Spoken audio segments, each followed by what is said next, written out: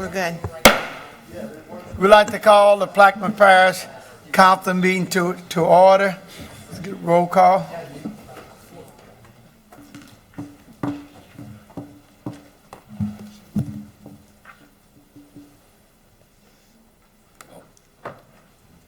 Showing that all 9 council members are present and ready to do the parish business, we're going to have the prayer by Mr. LaFrance and the pledge of allegiance by Mr. Schultz.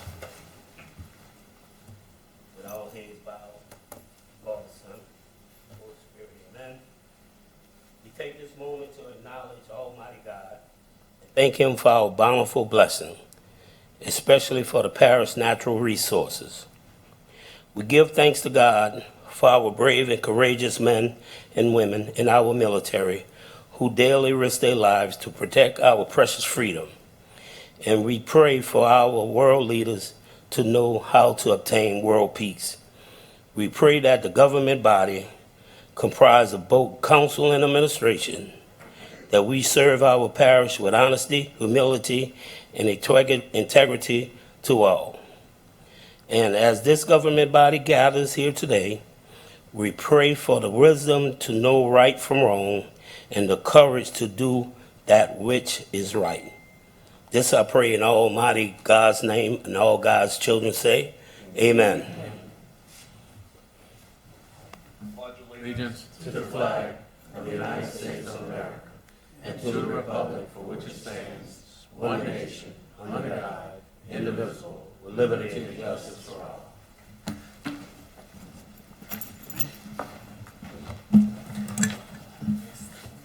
Ready? 2, executive session, there is none. 3, proclamations, there are none. 4, administration updates. Administration, Mr. President.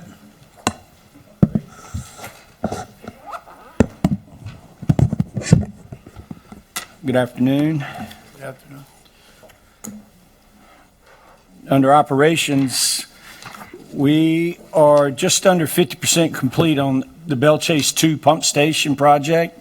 So far, the clearing and grubbing, the excavating of the canal and the slope stabilization, as well as the water line and a 24-inch drainage line have been completed.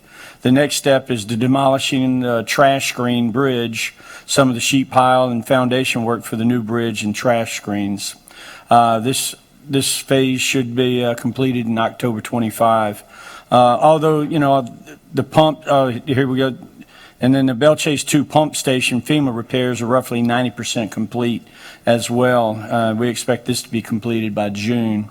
Although the pumps aren't at 100%, because of the deepening, the widening of the basin there, so we do have better flood protection on this north end of Woodland Highway. And from Patrick Harvey, the office we're currently preparing for hurricane season and monitoring the tropics on a daily basis, and we will be providing updates as necessary. They also participated in a regional terrorist exercise with multiple parish agencies on June the 4th. Shanta participated with that. That was with Orleans, Jefferson, St. Bernard, and Plaquemines Parish. And Chevron's Gulf of Mexico oil spill exercise on June 5th. The Bell Chase Auditorium, it was discovered that there's a roof leak in several places, so a PO has been issued for new roofing and gutters and downspouts for that. The Woodlawn Fire Station, final notice to proceed was issued on June the 2nd. We're waiting on materials to be delivered for the remodel to start that project. The courthouse, materials have been received, repairs from the tornado, and they were beginning this week. Oh, you put it in. Infomark water billing software update. The contract has been signed and executed between Plaquemines Parish Government and Harris. We are currently developing the project plan and implementation schedule. The Harris Impreza software has a very interactive customer portal that exceeds functional requirements for billing, collections, and online bill pay. The vacuum truck activities, the vac truck has been active addressing the problem areas in the parish. Once the problem areas are completed, we will work on a schedule to clean out all lift stations throughout the parish. From Ms. Morrison in the Arts, Parks, and Recreation, the bleachers have been installed. That's completed in the quad, and I believe we're waiting for the shade screens to be installed next. For Mr. Marco in Economic Development, we're applying to become a Keep Louisiana Beautiful community affiliate. This is something that Lieutenant Governor Billy Nungesser pushes. This is keep our communities clean. We would request one representative from each parish district to be a part of the steering committee, and Kelly will be reaching out to each one of you guys and Patty to help her with that endeavor. The Water Master Plan, our projects director is working with engineering and Infomark on reviewing the master plan draft that was shared with you guys and Patty. Once updated, Brad will provide the council with a high-level look at each project along with funding sources we're seeking. Outside of the master plan, Brad is working on a spreadsheet of all projects, including those in the master plan that will be sent out to the council as well. And as we're all aware, that, the tollings did start May 14th, and issues continue to rise, including residents now being billed a $2.64 to their monthly bills just for paper from mailing fees. GoPass didn't originally educate anyone to that fee, and we're hopeful that the request to suspend the tolls until issues in construction are approved. The request has been made to DOT several times. So I don't know if you heard, but there was a little bit of shakeup in DOTD. Secretary Donahue, I believe he stepped down. He's going back into his legal position for DOTD. The deputy director, he retired, and Mr. Glenn Ledette, he will become the new secretary of DOTD. I'd been in communications with Secretary Donahue to get us up to Baton Rouge with a meeting with the secretary, Senator Connick, Rep. Brogue, and myself, along with any of the council members that would want to be going with us to discuss all of the ill that's been going on with all of the tolling practices that GoPass is doing. And like I said just a second ago, I truly believe they need to shut the tolls down until they can fix all of their problems. So with that, I'm going to turn it over to Mitch. We have a special guest that wants to discuss some things with us. Let's just see if we got any other. Okay, all right, go ahead. Let's just get the questions out the way. We'll be good. All right. Keep the flow. Any questions, Mr. President? Mr. Conover? Looking on the state's website for the new bills and all passed, what can you tell me about Senate Bill 141? Which one was that? It's all over that. You could have told me this a little earlier and I would have been prepared. I didn't this know is you what he was in wants to charge do. of that one. I'm going to let Kimberly. Kimberly's been up there with us, so she'll be able to give you a little. Yeah, okay. Kim, while you get, We'll come back to that. let's hear from the audience first. Anyone from the audience have any comments, questions for the president? Oh, is that is it Kelly? Clarence Brooks, 156, Enos Campbell's land. I heard a whole lot was said about the pumping station in Bellchase, the two pumping station number 2. How's the pumping station for Pearl Hatch area? Do you have an update on those? Really? The Point Lahash pump station is above 100%. Or both of them? Or two of them?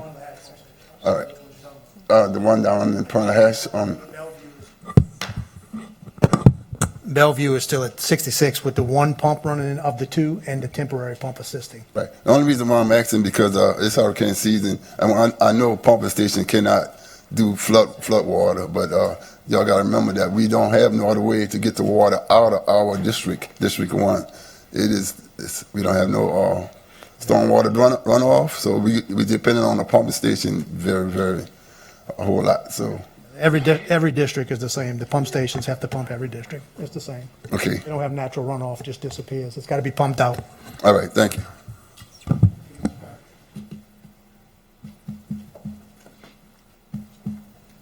Vic Scarsoni, 125 Wood Chase. Keith, since we have a downturn in the LNG plant construction right now, I talked to Mr. Bro and asked him if he could ask the LADOT to consider doing the overlay from Russell Drive to Highway 11 during this time that we have reduced traffic. I know y'all asked not to because of the extended traffic we had. I'd also ask him to look into from I think it's Jesuit Bend Park to Myrtle Grove, all the culverts that are failed, if they could also consider doing that during the maybe 2 or 3 year downturn. So I just want to make sure that when you're up there in Baton Rouge, you might want to express that also. I did talk to Mr. Boyle with DOTD this week. There were some other issues and told him that was within that same area. So they are trying to move forward with that project. Thank you. And that House Bill 141, I'm going to let Kelly just tell you about it. It's the public benefit corporations. So the Public Benefit Corporation, this legislation was designed for us because we didn't meet the legislation before because of a lack of population. So what they've done is taken the Public Benefit Corporation and have condensed it so we are able to meet the population platform. And how it reads is this: the purpose of the Public Benefit Corporation is defined to be a nonprofit corporation formed pursuant to the General Nonprofit Corporation Law of the State of Louisiana. What that says is all the work that I've been doing over the last year has been to create tools for the toolbox. This would be one of the tools. One of the tools we could use it for. It's there for not just this president, for any future administrations, that instead of selling Plaquemines Parish land, maybe we can use it as a nonprofit corporation and use it as a leaser to a leasee.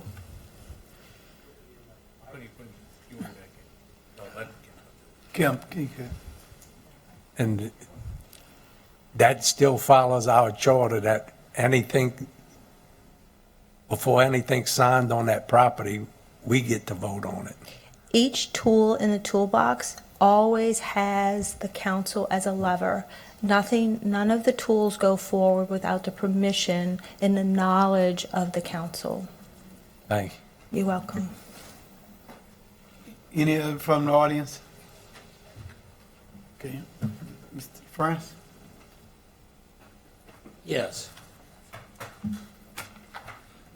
Here's a question, I guess maybe you answered it. Are we ready for hurricane? Or are we hurricane ready? I'm going to say yes, we are. We have the discussions, continuously with Patrick and Billy. Yeah, bottom line is we are ready. Okay. And if God forbid, if any hurricane come our way, and if y'all plan on having any meeting, the council will be notified. Yeah. Mr. DeMarco, the president said that they sent out a PO number to get Bell Chase Auditorium roof fixed. Yes. What about the ice maker? We are getting quotes, and we're trying to decide which way to go, what size, but yes. Yesterday we had I think a lightning hit Point Lahash water plant. It took several hours. In the nearby area, yeah. Huh? In the area, Yeah. yes, sir. Do we have a transfer switch on that plant? No, sir.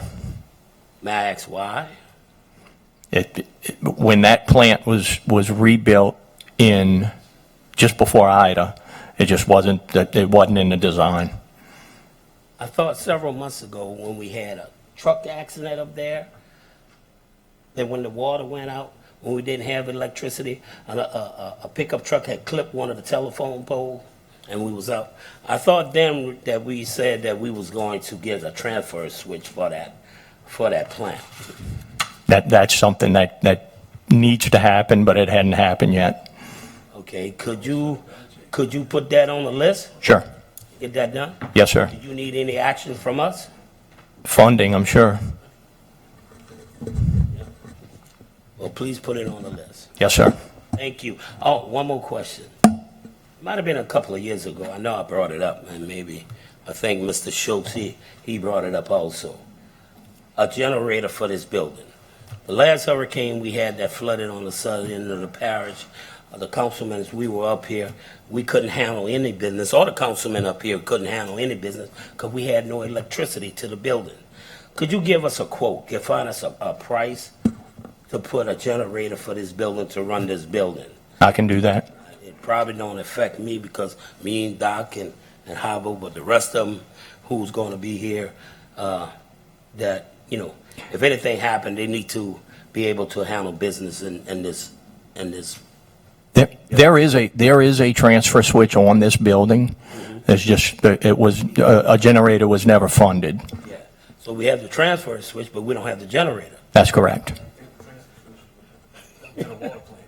Yeah, can we borrow the transfer switch and haul it down the road?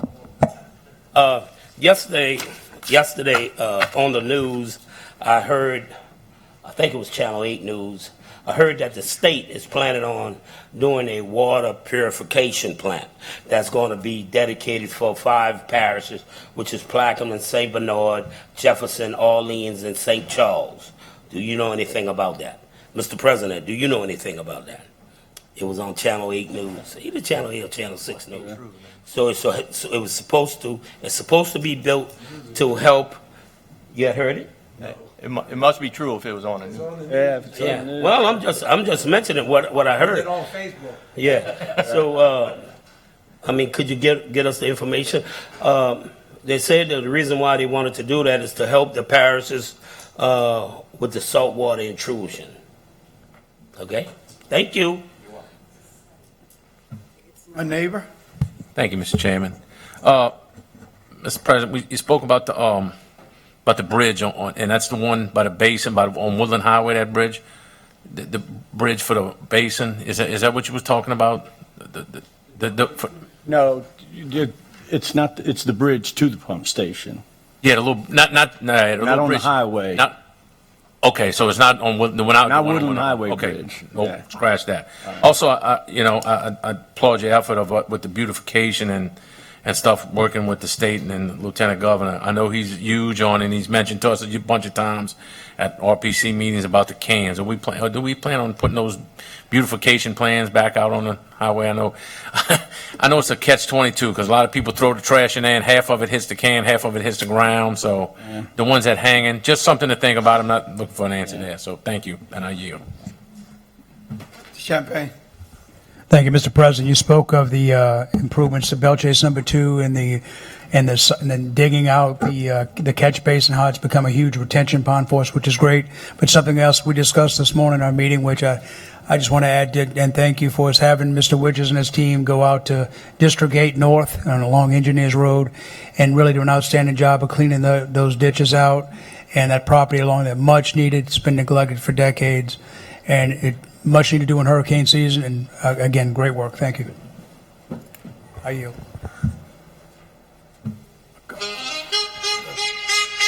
Wow, what a way to enter. That was planned. No. Mr. Burris, do you know when code enforcement will start? Actually, I have an email out on that issue. Let me see if I had any responses, but I'll let you know. I know they've been out there doing enforcement. I think they just have to pick a date for the actual hearings, but I'll double check and let you know. I've had some people that are trying to report things say that they would like to be notified when the case is heard. Is that even possible? When they what now? When they report things? If a person X were to report a case, they would like to know when the case is going to be heard by the attorney so that they can go and attend and speak? I mean, I think if they want to go ahead and email code enforcement and let them know, I'm sure we can send out a notification. Okay. Without a problem. Okay. Mr. DeMarco, do we know anything about being able to paint a stop sign, the word stop and yield on Burmaster and Railroad Street? I had a conversation with engineering about that. We'll look into some, whatever vendor that is capable of doing that. I know I received some type of legalese document about the laws of putting stop signs next to a railroad. I have to finish reading that. That's another conversation with the railroad. Right. And I just want to commend Mr. Witcher's crew for all the work that he's been doing in District 5. You know, they've been cutting a lot of grass and cutting down trees that are knocking over fences, and the parish is really doing a good job. Thank you. Thank you.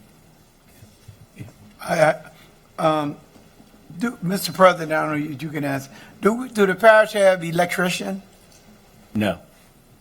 Because I just know that's a serious need for us. And we had an ice maker donated to the center at the Reverend Griffin Center. And I don't know because of the price of it, but it's been non-functioning. We have a lot of activity there. So I heard you talking about ice maker. We can either get an electrician or somebody to look at that or replace it. But we definitely need an ice maker at the Reverend Griffin Center. That unit, we had a vendor install it when it was received, and that unit is, all of the parts come from overseas, and the parts to repair it is, it's very hard to come by. But like I said earlier, we are getting quotes to replace all of the ice machines. Those ice machines hadn't been replaced in years. They're all antiquated. Thank you so much. Mitch? Oh, no. This time, I would like to recognize one of our distinguished gentlemen in the audience. Mr. Plaquemines Parish, Mr. Earl Armstrong is here to educate us on more on coastal restoration, and nobody knows more about it than Mr. Earl Armstrong. He's been, he's been there. He's watched it come, he's watched it go, and I really appreciate you coming, Mr. Earl, and the guys you brought with you. Go ahead and let us have it. Thank you all very much. I'm really honored to be here, and y'all let me come here to say what I have to say. Hopefully it'll be to the good. It's been about 5 years since we had a good river, and we had a good river came up this last few months, about 16.5, 16.6, and I figured we'd be getting a little water coming down the river and get some of that sand moving, and maybe we'd be able to knock some of that wedge down or something coming up the saltwater wedge. Well, I waited for it, but I hadn't seen any current to talk about. And I said, man, with a 16-foot river, something wrong. We should be getting current. So I went out to the jump show buoy at Venice and got alongside of it. Most of the time on a 16-foot river, the tank is leaning south and the monument on it is half under the water. It wasn't like that at all. I could put my motor in about 800 RPMs and beat the river when it was 16 foot. So anyway, I started talking to the pilots, and I talked to my son, who was a pilot, and I asked him what it looked like upriver. He told me, he said, there's a green buoy up there by 60 Mile Point that's completely almost under the water. I said, well, and that's below Mardi Gras Pass at Point Lahash. So I took a ride up the river the other day, and I know why we got a problem. There's 20 cuts through that riverbank. And Neptune Pass is something I think that we really got to look at more than once, because the way that pass is shaping up in the last few years, as quick as it got itself going and rolling, it wouldn't take too much of a storm to shove 8-10 foot of water up New Orleans. And when that storm passes, that water's coming back. We might have a river going another way because it'll dig that Neptune Pass plumb out, I think, if that water comes down the river and goes on through that pass. It's just some clay on the bottom and the rest is sand. And if we get into that, we really got a problem. Hopefully we're not. But with all these cuts, it's going to take a lot of rocking or whatever we have to do that, to try to block some of this stuff up. Down the river, the problem we have is that with not very much current, all we're getting is some sand and mostly slop. The pilots is having a fit with the ships for us blocking the strainers, and even that saltwater wedge that comes up the river every year was, I believe it was around 15 feet of water going downriver, 15 foot on Carrollton Gauge, and the wedge was at mile 4 at Southwest Pass. And that shouldn't happen. I think we really got to really look at Neptune Pass and all those other cuts from the locks down and try to see if we can maybe get some rocking done and stop some of that water. But I am afraid of Neptune Pass really changing that river up on us. Camille did it, come down and came over the levee at Buras and brought all those houses all the way like a bowling ball between the two levees and over the end of the jump, and it was all right above Powdertown, piled up down there. So the force of water is bad, and it's hard to handle something that drastic. All you can do is watch it happen if you don't do something before it does happen. But Neptune Pass, I'll agree, is one of the best diversions you ever seen, but it's in the wrong place. If it was down the river, we'd be in a lot of better shape. And hopefully, Mr. Cabino's here with the Corps. He might better tell you his ideas of what to do to try to block it or try to help get something to hold it until they could get more done to try to get some of these cuts blocked off. I don't have too much other to say other than hopefully, people will look at this a little more serious than a good diversion. It might be a good diversion, but it could put the river another way. Thank you. Mr. Earl, truer words were never spoken about losing the flow of the river. You missed a couple of gaps. They might be smaller, but we had counted 34 from Mardi Gras Pass to the head, to the jump. That's how many you counted? That's how many we had counted, because we counted every little one. Oh, okay. Because every little one counts. Every time that water exits the river north of the jump, it's going to hurt us. Yeah. And also, not that it's exiting the river, it's that, just as you said, water enters the river much further north than it used to. And it doesn't, as you said before, northeast wind, east wind, strong east winds. It pushes the saltwater wedge from Breton Sound right up in the river, right up and from Mardi Gras Pass south. That's true. And that increases our threat of saltwater intrusion. And look, nobody's been more of an advocate to fight to close those crevasses off than us. We've passed several resolutions trying to get attention on this. Neptune, I believe, is going to be narrowed down, and I think they're going to bring it to a shallower depth at the pass, at the river. But that pass is still pretty tremendous, and I do agree with you. The wrong wind, the wrong hurricane direction, that river's going to blow out right there. And I really appreciate you coming up here and explaining that, because nobody knows the river better than you. Well, I don't know if that's the case, I'm gonna but tell you. I'm gonna say it. it scares me. I'm telling you. So with that being said, I mean, I would like to put more. Yeah, we're gonna let them speak, but I was talking to Mr. Earl first, if you don't mind. Can I talk like you do, Ronnie? So, no, I just want to tell you, thank you for coming and explaining that, because, it definitely needs to be talked about, and we need to be heard. Thank you. Yes, sir. Well, thanks a lot. Don't go anywhere. Thank everybody. Don't go anywhere. I don't know, Ms. Conover, if you have a question for him. That's why I didn't want him to move. What's that? I don't have a question for him. I agree with Mitch. Probably have more knowledge on the river and all standing right there than got on this whole room. But as far as Neptune Pass, I agree it needs to be closed.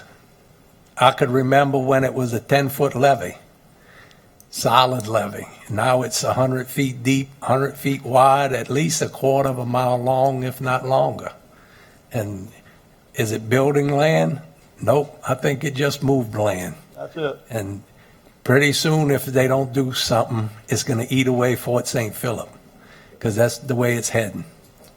The thing that, I wanted to say this and I didn't, but from Baptiste Colette all the way up to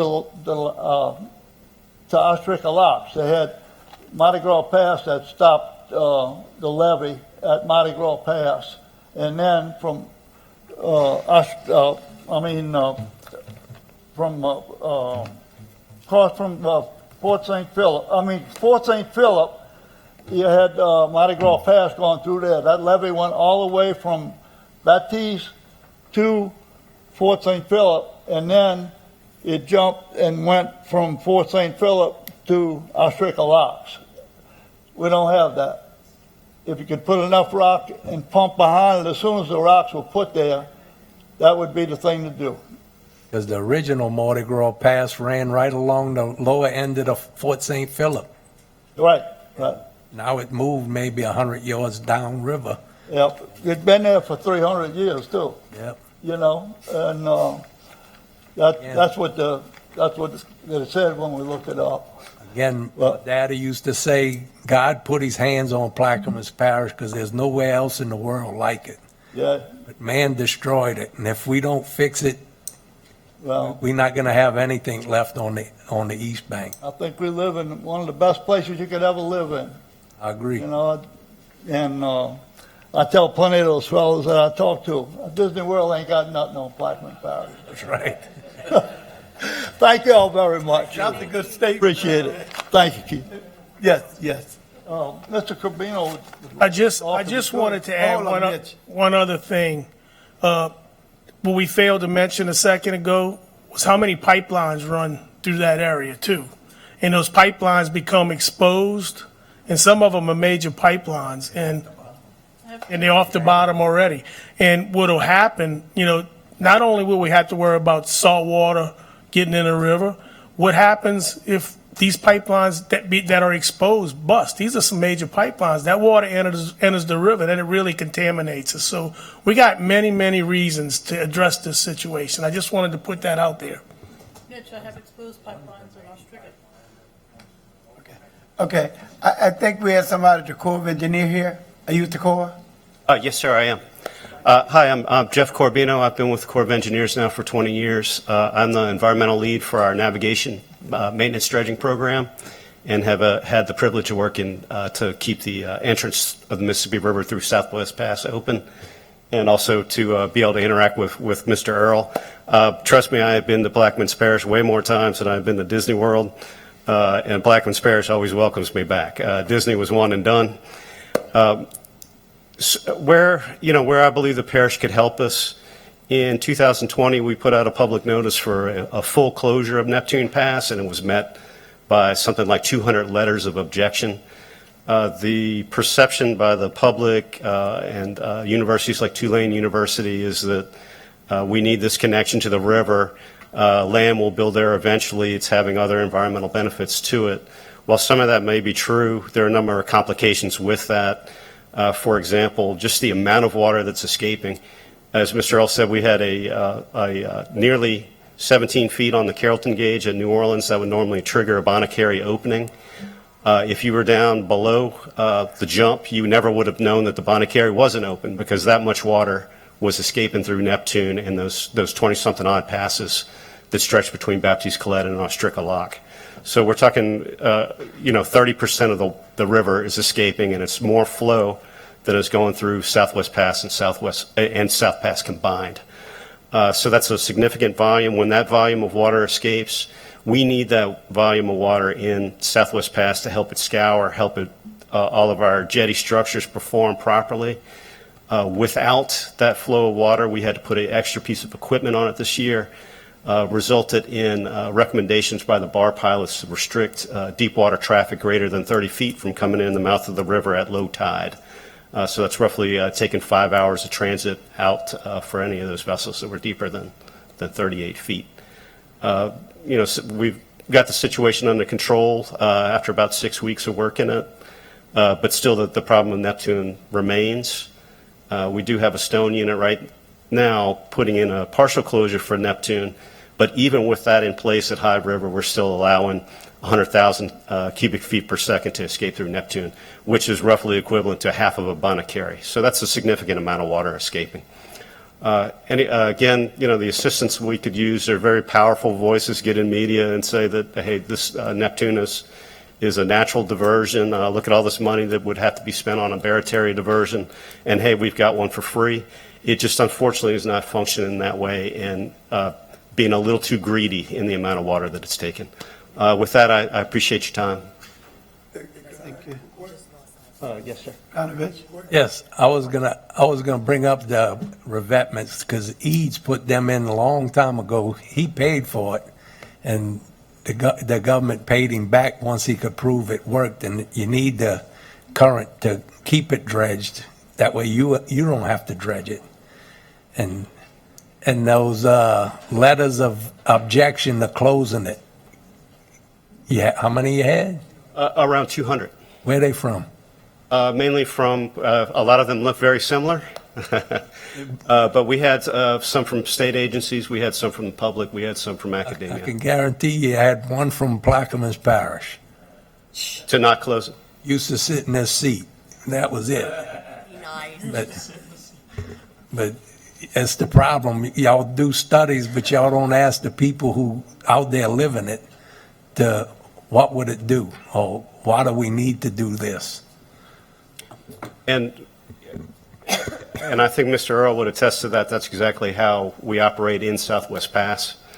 So with our maintenance dredging program, we've built a tremendous amount of land, and that land has been built in areas with guidance from Mr. Earl and U.S. Fish and Wildlife Service and LDWF that manage those properties. So, Corps of Engineers has that capacity. In Southwest Pass, though, we don't have those same voice of objection coming in for those activities. That's where we're failing short on Neptune, is we can't overcome the voice of objection. With the objections of Neptune, now you got to dredge Southwest Pass instead of letting it do it on its own. That's correct. And in addition to that, we dredged by Neptune for the first time ever. So in an area that was normally 80 feet or more, we had enough material settle out by Neptune in 2020 that required us to go out and dredge it, which, you're talking, We got a boat. 40 feet of material accumulating. We got a boat right there, hit the ground one time. That's correct. Thank you. Thank you, Mr. Chairman. And I apologize. I thank you for coming and appreciate and educating myself and some of my colleagues here. But with the Corps, you guys, and probably had, like Mr. Conover said, some letters of objection. That's probably, you get that all the time. The Corps is really, is responsible for, if we get into issues where we got navigation of the river from the pilots and stuff, that's huge for commerce for the whole United States. So we really need to get, if it's a thing there, you guys, I believe the Corps has a lot of power that can take it on their own and say, we work for, I've always been told the Corps, we work for Washington, not anybody else. So the Corps of Engineers is, hey, we 100, this body here, I'm sure I'm speaking for this administration, which I probably shouldn't, is 100% behind you, and let's close it. Do what we got to do to close it. If you need legislation from this body, please reach out and let us know, and we 100% behind you and able to support that. So again, thank you for your time. Thank you for your time and appreciate that. Appreciate Thank you, that. thank you, sir. Appreciate it. Thank you. Mr. McCarthy. Well, Mr. Carbino, is that your name? Carbino? Corbino. Carbino, okay. Yes, ma'am. Who at Tulane, or what is Tulane saying? So, perhaps I'm wrong to point a finger at a certain university. Just generally in the environmental science arena, there's a desire to connect the river back with the adjacent bays or on areas that are now protected by levees. And this is seen as an area that's not levied, and there's a space for a connection to be made. And what is the purpose of the connection in their eyes? The purpose of the connection is if they can get sediment and water traveling through that opening, that it will begin to build land or nourish some wetlands that are on the other side of that bay. So that, they see this as an opportunity to grow land out that way in a natural setting that would have otherwise occurred had the Corps of Engineers not intervened and built levees. Okay, is this a recent opinion? The opinion itself is from our public notice for the closure of Neptune that we put out roughly 2019, 2020 timeframe. Okay. But it is a pervasive opinion. It's what the prevailing thought is that the river needs to be connected naturally to the reason adjacent I'm bays. asking is we heard Mr. Earl say that, and you also said that only 30% of the river is escaping at Southwest Pass, and we can't get a boat with a depth of 38 feet into the river at low tide. So I was just wondering if they took into consideration that information and industry. It is, so the draft restriction was a recommendation, and that was to avoid fouling the propulsion systems of those ships. So we still had ships coming in. Recommendation was if you're deeper than 38 feet, that you may experience some trouble getting in through the jetties. So I think that goes along with it is that the severity of the problem of navigation hasn't been there. So it's more of at this time, a nuisance to navigation, and it's a temporary nuisance. So we may have, in a 5-year period, 5-6 weeks worth of trouble for navigation. But otherwise, we've been able to pass traffic, and trust me, if we had draft restrictions, everyone in this room would have heard it very loudly. So not when the river's high, but when the river's low, it's a problem. A combination of both. So just the nature of how we maintain the entrance to Southwest Pass, most of that maintenance occurs in springtime. But generally, once the river drops below a certain stage, sediment is no longer moving around, and we've got a clear channel. Okay. Thank you very much. Dr. Gould, can you hold on one moment? I think, Mr. Hendry, you had a... Oh, yes, sir. I'll be out for the council. I'm good with that. Good. Okay. Doc? Yeah. It seems like, well, I've been up here a few years, and it seems like I've heard this story so many times. Same old stuff. And people want the council to do something. We can pass all the resolutions we want, but until you get congressional authorization and funding, you can't do anything. Am I right or not?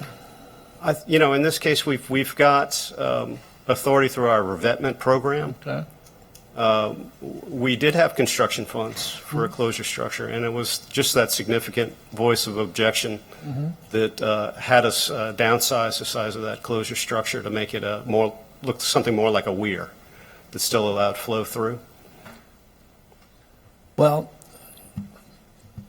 we need to get someone's attention, and it's kind of hard to get a senator from Montana to understand what's going on. So I think we failed in our PR in that respect. And so I think we can maybe ramp that up and work through our congressional delegation. I think they know about it, but for some reason nothing's getting done. So we're sitting here talking about the same stuff all the time. We talked about Neptune Pass for years. All it's been doing is getting bigger. And when Mr. Earl told me about them buoys, I believe it. Because you tried to cross the river in Belchase a few weeks ago, and brother, you in trouble. We had logs hitting our ferry and busting a rudder and bent the shaft. I mean, it was rolling. We could hardly control the ferries.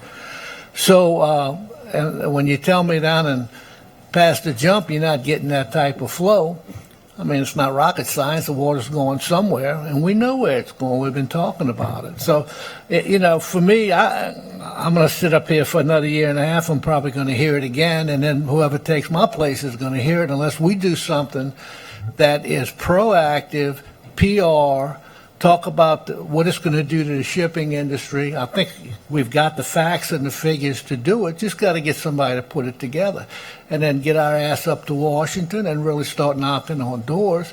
It ain't going to happen overnight.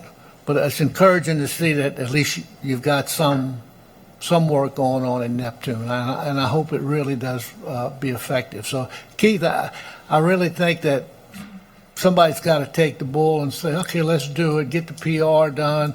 Yeah, I see you were shaking over there. You think it was going to trickle down, huh? Yeah, so Kim, you know what I'm saying? Without people knowing about it, we know about it, but who else cares, So let's put it on the calendar and inform us what we can do, and let's get rolling. Thank you, sir. I appreciate what you're doing. Appreciate it. Thank you. You brought something up a minute ago with them letters saying, let's reconnect. And we sat here fighting another organization that was their main thing. Let's reconnect the river. Well, I'm not a scientist. I'm not an engineer, but I'm a historian. I got maps from the 1700s. As the river extended itself, it cut itself off to the bays. Every once in a while, you'd get a high river that would overflow the banks, but it wasn't overflowing every day. In 1740, a man named Dahlia broke open Bayou Dahlia. It built what is behind Buras in the 80s. It built it all and closed itself off. The next time the river was introduced to the bays was 1840 when they broke open the Jump, Baptiste Collette, and Cubit's Gap. And if you had the same river, which I agree, it built everything. But if you had the same river in 1840 till today, Venice would have some of the highest land along the river. We don't have it because they blaming the levees, which might be one small, minute reason why the land didn't get built. But since the 20s, what's happened in South Plaquemines Parish? They drilled wells, which the deepest well was 15,000 feet. So you're not drilling into rock formations, you're drilling into mud, which was the newest land on the earth. So when you suck all that out of the land, something's got to fill that hole. And that's why you got more of a land loss than the levees. And you can't get some of them tree huggers to understand that. Thank you. Okay. Mitch, can we bring this? I'm gonna be quick because I'm bringing up one important issue. That issue is also navigation, as you're talking about. And at Neptune Pass, when that river's high and flowing, it's a hazard to those ships because it's sucking those ships into that pass. So the pilots have to really overcompensate when they're passing that. And as a Corps, y'all job is to protect navigation. So I think a lot of this lies on y'all. 200 letters as opposed to hampering shipping. I don't think them 200 letters mean anything when it comes to protecting the shipping industry because, you get two ships passing there when that river's high and they both start sucking into it. It narrows that gap. I just wanted to bring that up. That is a pretty important issue that lies in y'all hands as a Corps is to keep that river, keep that from happening. That's all I have for you. Thank you. And that's correct. That was initially what got our attention is what happens when we have two ships pass here. It's approaching a curve, and it's a dangerous place to have that much river, having that suction force on those vessels while they're trying to steer. Mr. Hendry? Yes, sir. Thank you, sir. Thank you for being here today. Look, I got one big question. Is the Corps, what's the Corps going to do with Mardi Gras Pass? Is it going to close the people need to know, is it going to close Mardi Gras Pass or what's the problem with it? Why we can't close it? The East Bank commercial seafood industry has been devastated over this deal. So that the public let the people know what the deal is. You know, we hear from everybody, but you at the core, you the main source. Tell the people what the deal about Mardi Gras Pass. Putting you on the spot there. Full disclosure, I recognize I open myself up for these types of questions. So when Mardi Gras Pass opened up, sorry, I forget the year, we're 2014? 2012 timeframe. Our colonel at the time referred to it as a washout. Why can't we go repair this road that was washed out? And he called it by name, not a crevasse, not something that was going to grow land. And then same story with Neptune, gets enough public objection to it to where it's still open.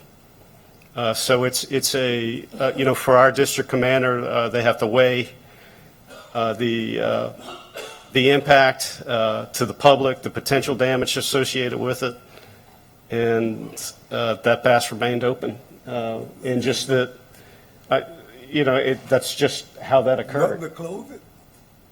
And that's just how it occurred. It's a washout. It's a road washout. Originally, we looked at for the applicant that had put that road in and told them, go out and repair this road. But there was enough public objection to it where it remained open. That one was handled as a regulatory action. And there it is still open. Nothing for the core to close it? Let me just say this, my 2 cents, and I was going to talk to Kim in private. I think it's very important, Mr. President, and Mitch made a believer out of me when we did the thing with the diversion, show you what could happen when we come together strong and in one voice. So I just think, Mr. President, we can get together with Kim and my brother, I'm just calling him Old Man Rivers for right now, Mr. Armstrong, and Mitch, and I think really get together and put head together and come at this the same way we did the diversion. I think we made it happen. Dr. Gui brought us something about PR. We're at the age of technology where we can do a 10-minute video that we can send to every senator so they can see where the voices of Mr. Armstrong and other people can bring some reason to this. So, Kim, I hope you would, lead this direction for us. Because as Dr. Gouin said, we've been down this road. But the only thing that what Mitch showed us with the thing, we had been down that road before, but we saw what happened with the diversion because we were solid, we were strong, and all of us came together strong. So I'm saying let's do that, and I think the same thing could happen with Mardi Gras Pass. So that'll be my suggestion as a closure for this. So thank you so much for coming. Thank you again, Mr. Armstrong. We really appreciate your invaluable history and your legacy to our community. So thank you so much. Can we revert back, Nish, now to our agenda? Yes. And just lastly, whatever I can do to assist with PR, I've got imagery of the area. It's places we've tracked.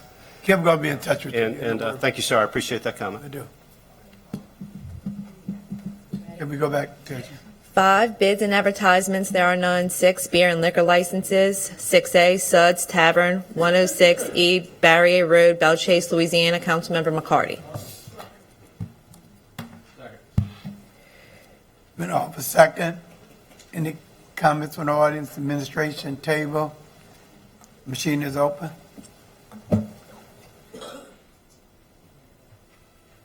And it passed with all 9 councilmen voting.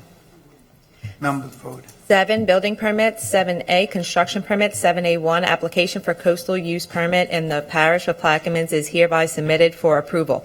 Local CUP CZM 2024-03, state CUP P 2024-0389, and USA COE MVN 2004-09-571, Daybrook Fisheries, Inc., 136, Daybrook Lane, Empire, Louisiana, 70050, for maintenance dredging within the Empire Navigation Canal and Dock area. Councilmember Kotnovich. Off a second. Any comments from the audience? Administration table. Machine is open for voting. It's passed with all 9 council members.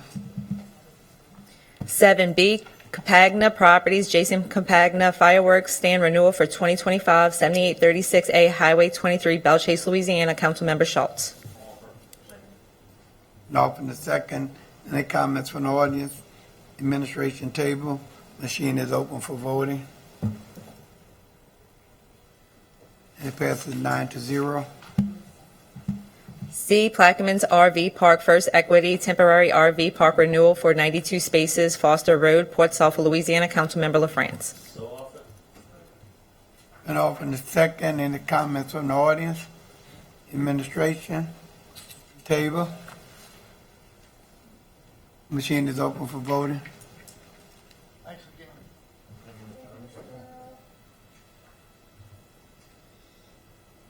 And it passes with 7 yes, 1 no, and 1 abstention.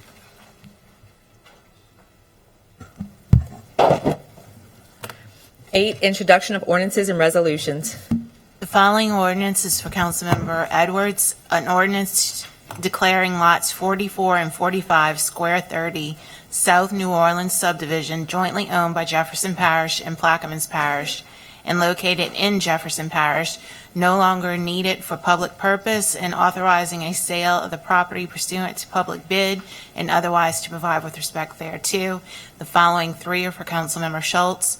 An ordinance to amend the 2025 Manpower Structure Operating Expenditure Budget, Coastal Zone Levy Department, and otherwise to provide with respect thereto. An ordinance to amend the 2025 Manpower Structure and otherwise to provide with respect thereto. A resolution authorizing and directing the parish president or his designee to enter into a second agreement with Capital Area Finance Authority for the purpose of allowing low and moderate income borrowers of Plaquemines Parish to participate in the authority's program of financing home ownership and otherwise to provide with respect thereto. The next two are for Councilmember Newsom. An ordinance to amend and as amended readopt ordinance number 10-278 to remove the exemptions for Council Districts 1 and 6 from Section 13-56, enforcement of authority and otherwise to provide with respect thereto. An ordinance to amend the 2025 General Fund Operating Expenditure Budget, Buildings General Department, and otherwise to provide with respect thereto. The next ordinance is for Councilmember Jurisic, an ordinance to amend the 5-year capital improvement plan, improvements, drainage canals, parish-wide project, and otherwise to provide with respect thereto. An ordinance for Councilmember McCarty, an ordinance to amend the 2025 Manpower Structure and Operating Expenditure Budget, and otherwise to provide with respect thereto. And the final one is for Councilmember LaFrance, an ordinance to exempt up to 4 RV sites or spaces per parcel from the moratorium established by ordinance number 25-86 and otherwise to provide with respect thereto. That is it. Thank you. Did you want to go over the agenda? Yes. Anybody with deferrals, withdrawals? Anyone have any deferrals? Any deferral, Mr. Newsom is temporarily out. No, okay. 9, ordinances and resolutions on second reading and final passage. 9A, ordinances and public hearings pursuant to Article 6, Section 601E of the Plaquemines Parish Charter. Oh, hold on a second. Mr. Newsom, you had any withdrawal or anything? Okay. Oh, Mr. Franzen, I'm sorry. Yeah, item 9D. We're deferring or withdrawing? Yes, deferring.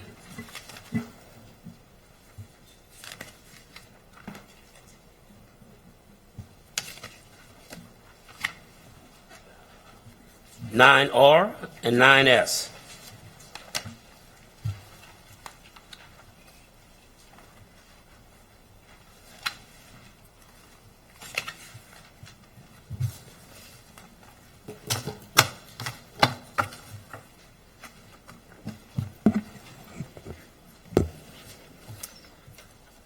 Nine A1, an ordinance approving a plan of re-subdivision of the property of Buford Holdings LLC, Plaquemines Parish, Louisiana, as shown on the map of re-subdivision lots 1A1, 1B, and 1C of Plot 1 Cedar Grove Division into Lot 1B Cedar Grove Division by Bryant Hammond and Associates, certified by U. McCurdy III, PLS, dated March 13, 2025, the owners having fulfilled all the requirements of the subdivision and re-subdivision ordinance of the parish of Plaquemines without cost to the Plaquemines Parish government or the parish of Plaquemines, and otherwise to provide with respect thereto. Councilmember Jurisic. Offered and second by Mr. Newsom. Any comments from the audience, the administration of the table? Hearing none, machine is open for voting. And it passes 9-0. Next item. B, an ordinance establishing the expenditure authorization for the parish president and otherwise to provide with respect thereto. Councilmember Kotnovich.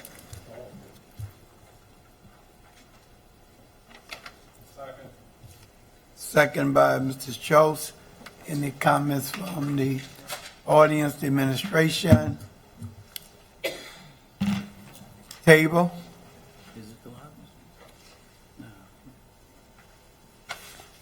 Machine is open for voting.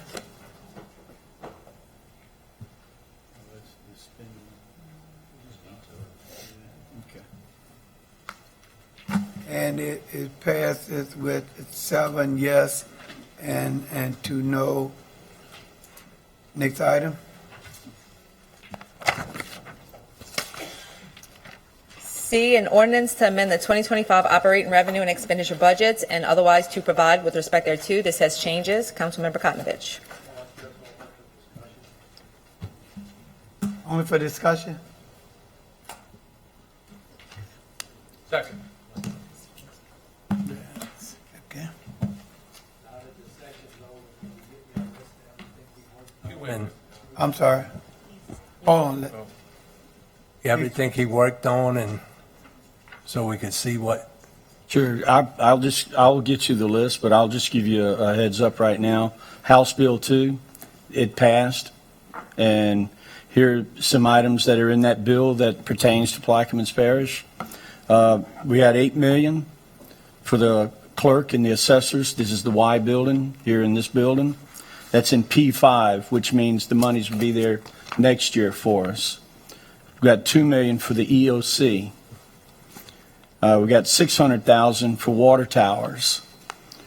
And P1, which has been there for forever, is the lighting on the Empire Bridge. Okay? And then we also got $2 million for the EOC in cash, which is coming to us this year. Well, there was another $600,000 for Highway 39 and for DOTD. White Ditch to Phoenix. And another $2 million. What was that $2 million for?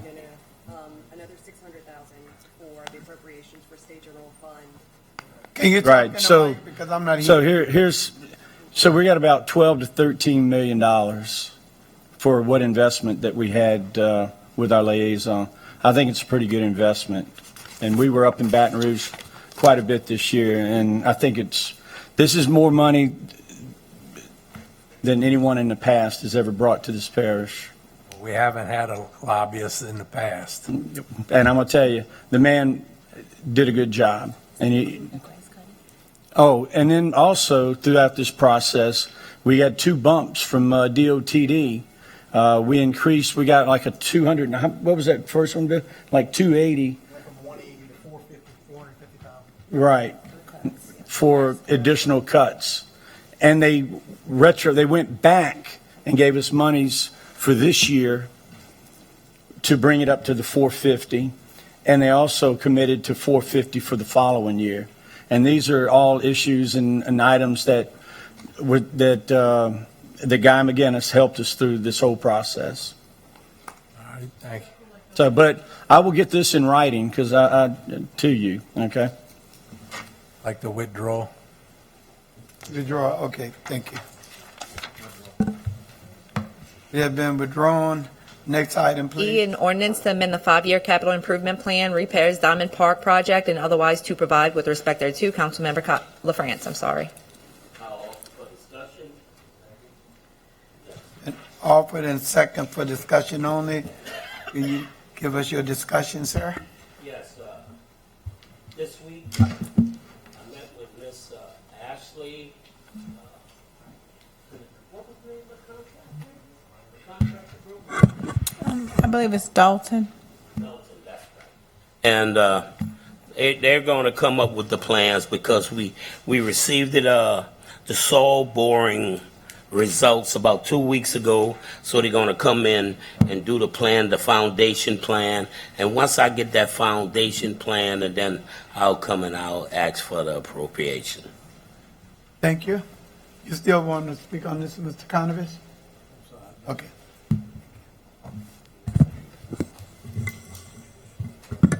Yeah, deferred. Next item, please. F, an ordinance to amend the 2025 operating revenue budget to accept a donation to remove trees in conflict with signage for the bridge, and otherwise to provide with respect thereto. Councilmember Schultz. Offered and second. Any comments from the audience? Administration, table, machine is open.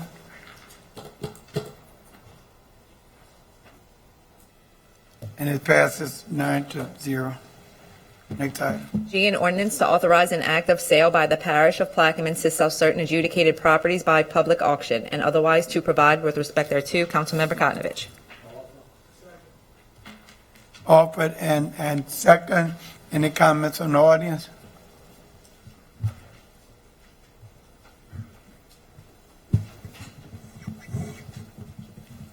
Clarence Brox, 156 Enos Campbell Lane.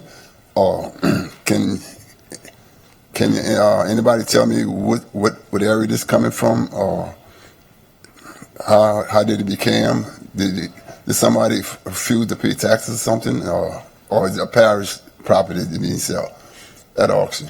It was parish, it was property that they didn't pay the taxes on, so the parish got it, and somebody wanted to buy it, so we put it out for bid, and this was the highest bidder, but I didn't vote on it last time, because somebody cleaned the property and put all the stuff to the road, well, they went and pushed the stuff away from the road now, so.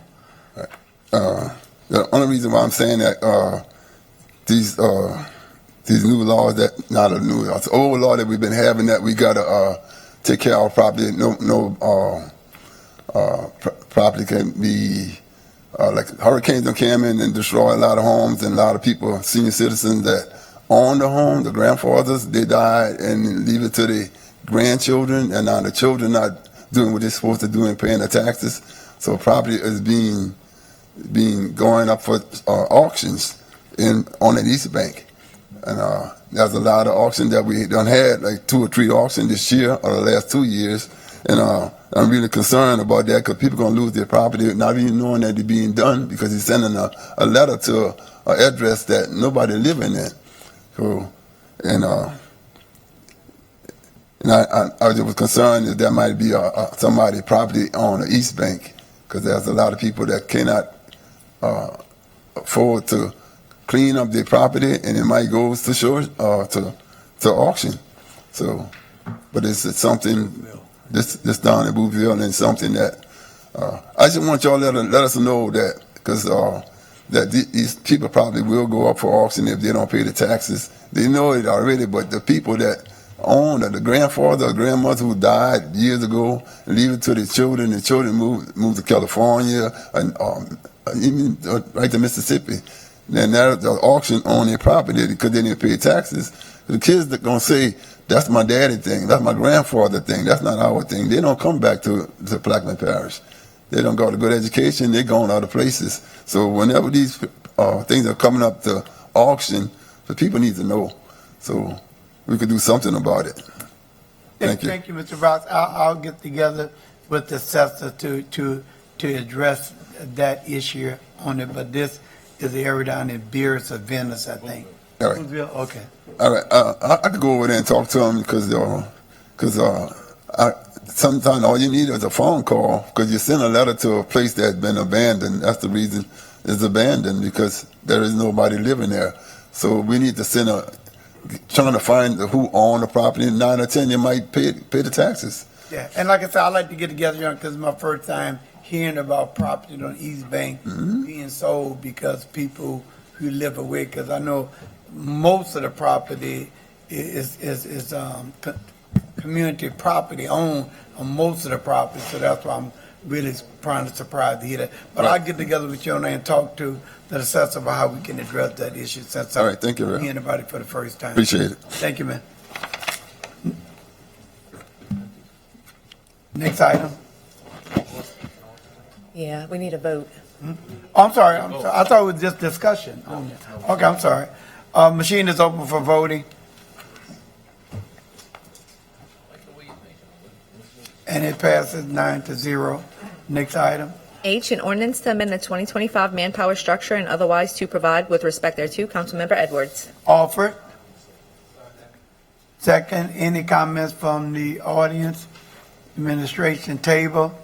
Machine is open for voting.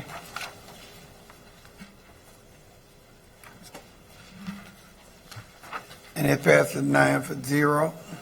Next item.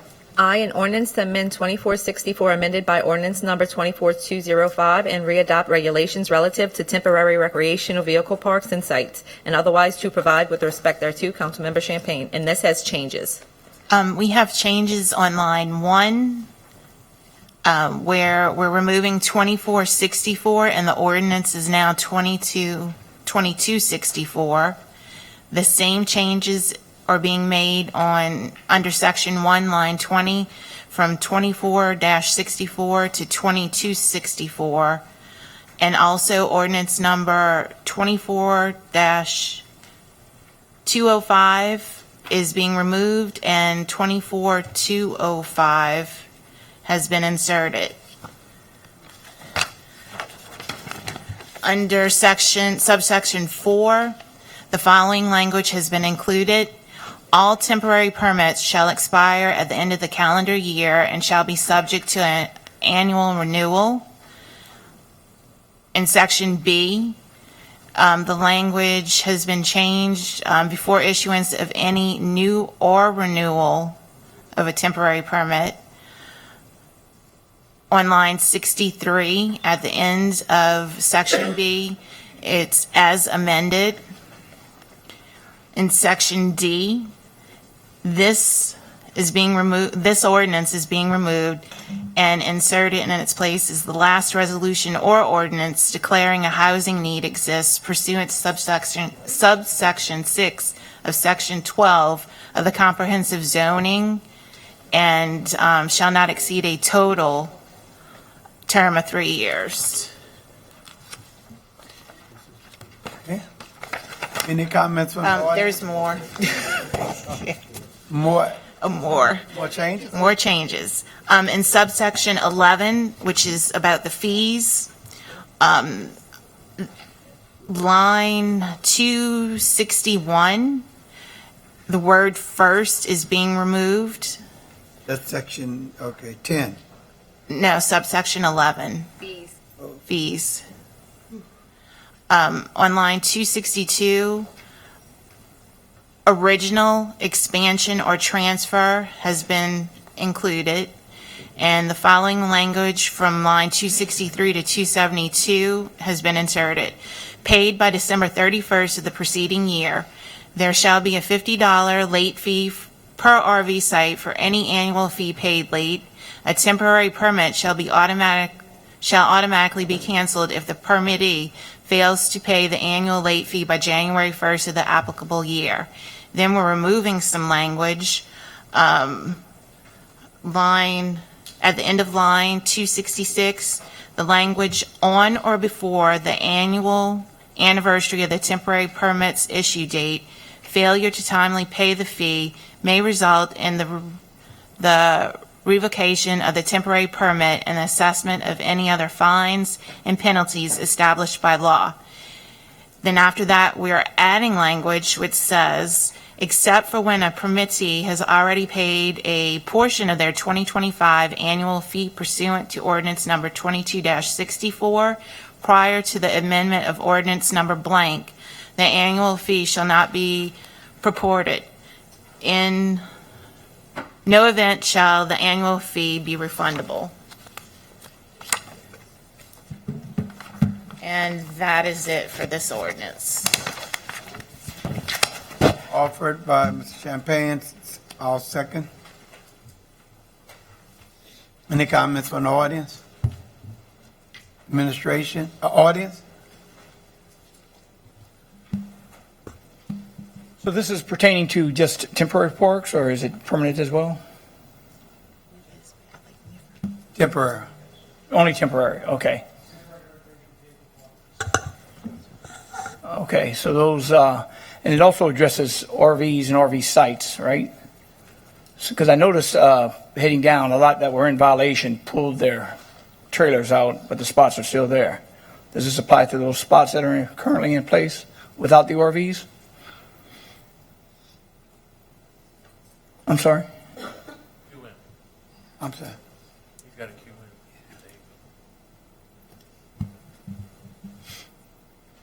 Something wrong. There we go. That's not the intent. The intent is to stop violations. So if they've removed the park, that's something different. And Rennie, step in if I'm wrong. If they've removed the trailer from the spot at some point has to be clean. They're not in violation yet, and I defer to you on that. But that was not the intent. Was to make people do the right thing.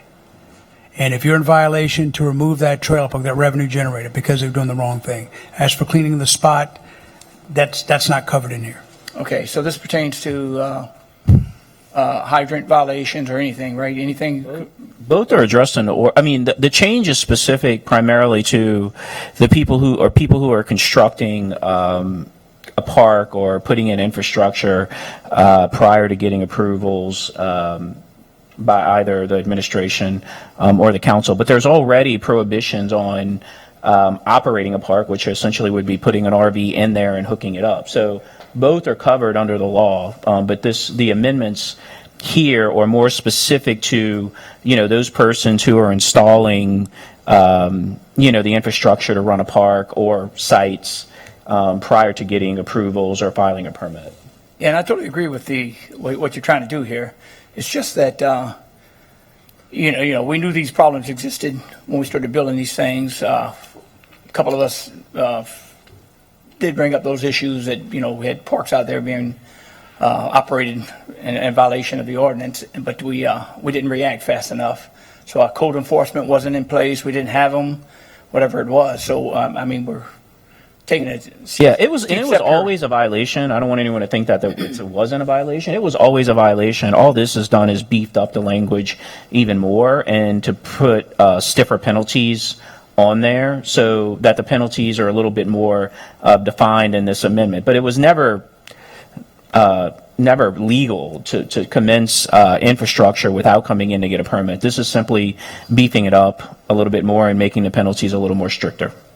Yeah, I just think that if it does pertain to every ordinance or every regulation out there that is affected by this ordinance that we're putting in place, I know there's still parks out there that are without the 250 feet of spacing with the hydrants. And there are companion ordinances behind this one that will make these same stricter penalties to both permanent RV parks and full-size mobile home parks as well. Yeah, because this is pertaining to permanent RV parks. This one is specific to temporary RV parks. Okay, appreciate it.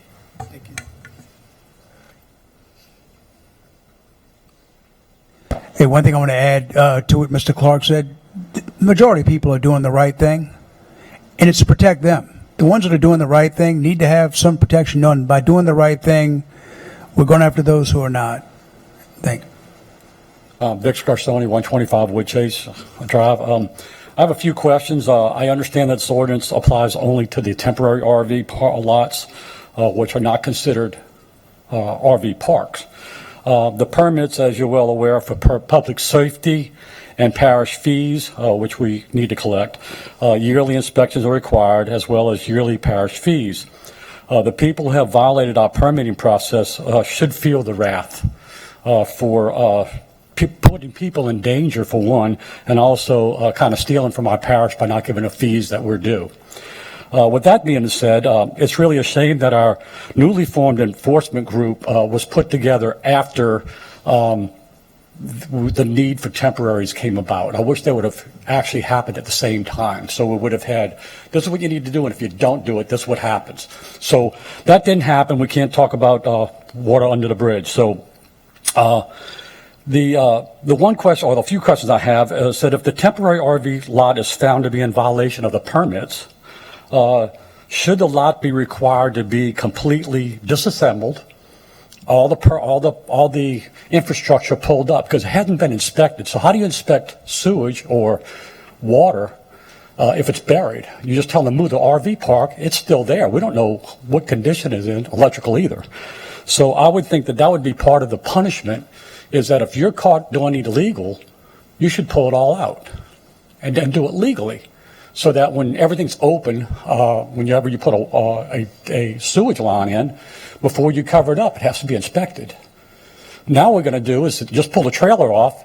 It's still covered up. It'll never be inspected like it's supposed to. So that's an issue. I still think the $1,000 or $2,000 fine is almost laughable. They've had people with RV parks, I know for sure, that's been over for a year. And let's take the low end. Let's go $500 per month. So they made $6,000 on that one lot. And you know what we're going to fine them? $1,000. So it doesn't make sense to me. I think it should be a lot more stringent. You can go back on Google Earth and you can see, where trailers have been and where they haven't been. I can do it on mine, and I've done it. So you could actually go back most of the time and see that a year ago there was trailers there and they got caught this year. So they've been in violation for over a year.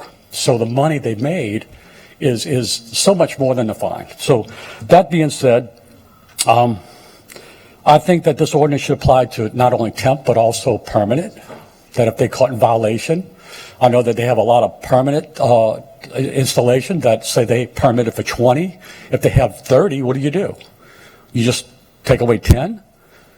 Do we tell them, shut them down? I mean, that's other things we need to ask about this code enforcement. I know we knew at it, okay, but I think there's a lot of things that we got to keep people from trying to steal from the parish and doing the things illegal. I know it got out of hand, and we're trying to put our hands around it. And I applaud the effort. I really do. So on the development board meeting next week, we have 4 requests for zoning changes, MH. 1 in Belchase, 3 down the road. They've been hitting us for 3 or 4 every meeting. So at some point, we have to figure out, do we still have a need for the temporary? I know it was a 3-year, and someplace I read that was actually 4 years, but it can't extend 4 years. Yeah. Yeah. Because you're on permanent, we talking about the ordinance. we're talking about this ordinance here. Zoning is something different. Oh, no, I know. I'm just saying, I'm trying to make my point is that. Making a point when he said it, that's why I understand. Right. The point is that we still talking about temporaries, but I mean, if you go down the road right now, you can see RVs, they're leaving en masse. Matter of fact, on the way here, I saw 2 of them going up the road today, just on the way here. So, anyway, I just want to know, do we still have a housing need for temporaries and stuff like that? So I know we have another ordinance right behind this. It's probably the same thing. I could say the same thing when I get back up, but I'll just say ditto when I come up here. Thank you all very much. Thank you so much. Champagne, you still to floor? Yeah, okay. Mr. LaFrance? Yes, if this ordinance passed, do we have a definite date where it goes into effect? When it's signed. Yeah. It'd be next. Do we have a definite date? It'd be Tuesday. Okay. It's kind of it. And if it passes, so if I got a piece of property and I start the groundwork and all, am I violating the?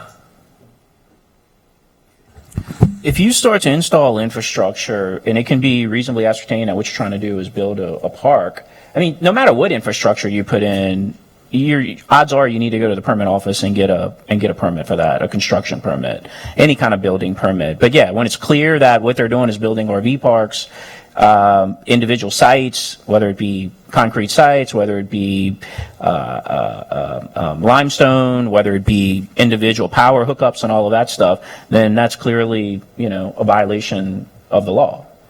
And we can ask the judge to order you, well, number one, we can get an injunction prohibiting you from doing that. We can ask that all these fines, penalties be assessed. We can ask that the property be stored back to its original condition. I mean, there's lots of remedies under the law. One, like Mr. Scorsoni said, they going to the zoning board next week for mobile home, change the zoning. So I can't do anything on that property till they change the zoning. Oh, hold on Now, a second. No. It's my understanding, Mr. Cognovich, that you don't need a permit for land work, any kind of groundwork. But infrastructure is different. If they wanted to clear the property, you're welcome to clear the property. You're welcome to put rocks down there and make you a driveway. But you can't put any infrastructure at all without a permit, regardless of the need for the property. But groundwork, and Mr. DeMarco may know different, but yeah, correct. All right, thank you. You good? Councilman Schultz? Yes, I want to clear up some things that this particular one is dealing with temporary. The next two are also, and one of them is dealing with permanent RV. So it's not like we're just picking on temporary or whatever. It's going to be universal across the board. The other thing that was mentioned is, $1,000 fine is laughable, which I agree, but we also in here is they cannot come back. They shall be prohibited from applying for any RV park, RV site, campground, blah, blah, blah, for 1 year and until all fines are paid. So they're going to lose out on that revenue for a year. So, yeah, they could have took advantage in, let's say, 5 months been collecting revenue. Well, now they got fined, plus now they can't put anything there for a year. So that's how we get them, is that way. So we're trying to change. I agree that we've been playing catch up on this, but we're trying to make it a fair playing field for the people that are trying to do this right are the ones that half the time seems like they're getting penalized. So we're trying to put penalties for the ones that just throwing up RV sites all throughout this parish without a permit, and it's taking advantage of the situation. I yield. Frank? Yes, if this ordinance passed, could it be used retroactive?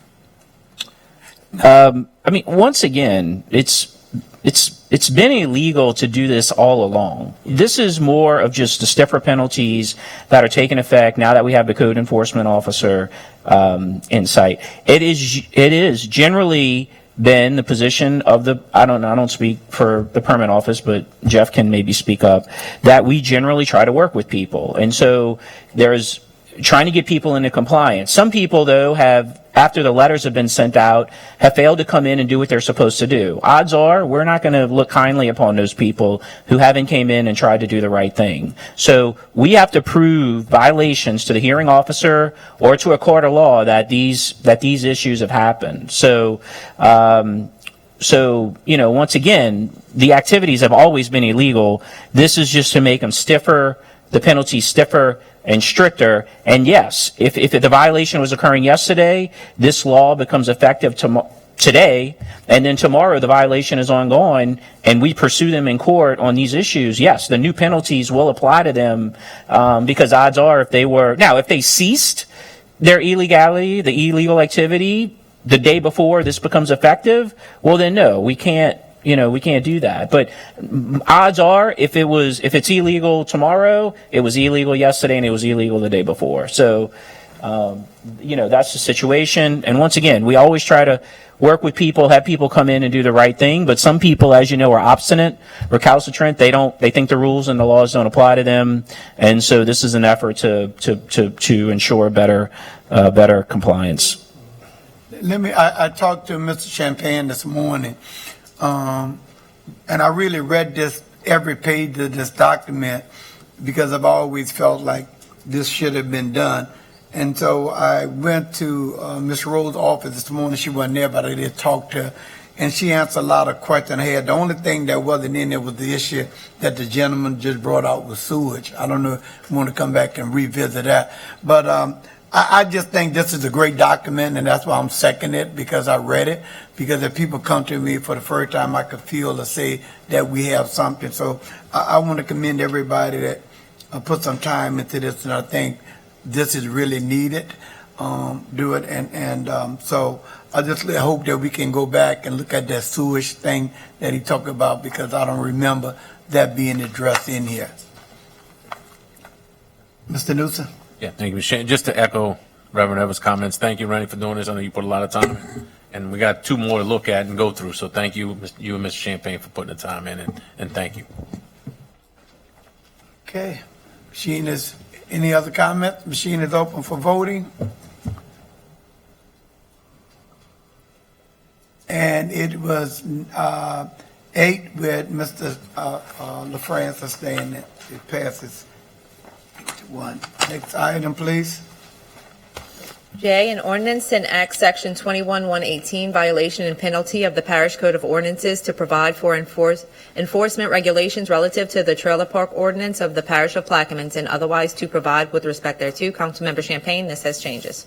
On line 23, we're changing the section from 141 to 118. And on, let's see, paragraph A of section 1,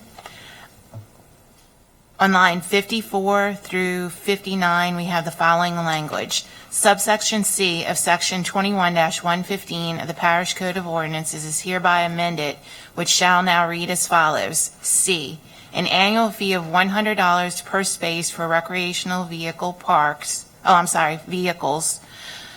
The word parks is being removed, shall be paid to the Plaquemines Parish government and collected by the Permits Planning and Zoning Department. Annual fees must be submitted with the original or renewal application. Annual fees are non-refundable, and those are all the changes. Offer second. Any comments from the audience? Administration, table, machine. Machine is open.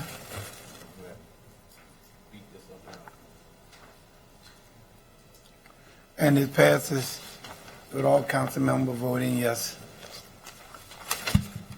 K, an ordinance to amend Section 21-141 titled Violation and Penalty of the Parish Code of Ordinances and as amended readopt the same providing for enforcement regulations relative to recreational vehicle parks and sites and campgrounds and otherwise to provide with respect thereto. Councilmember Champagne, and this has changes.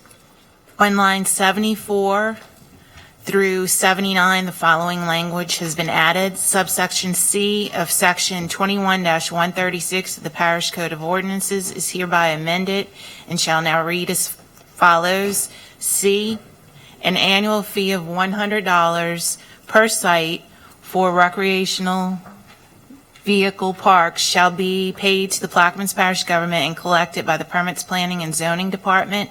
Annual fees must be submitted with their original renewal application. For recreational vehicle parks, annual fees are now non-refundable, and those are the changes. And offered by Champagne, second by Schultz. Any questions from the audience? Administration, table? Machine's open. I'm a verbal yes.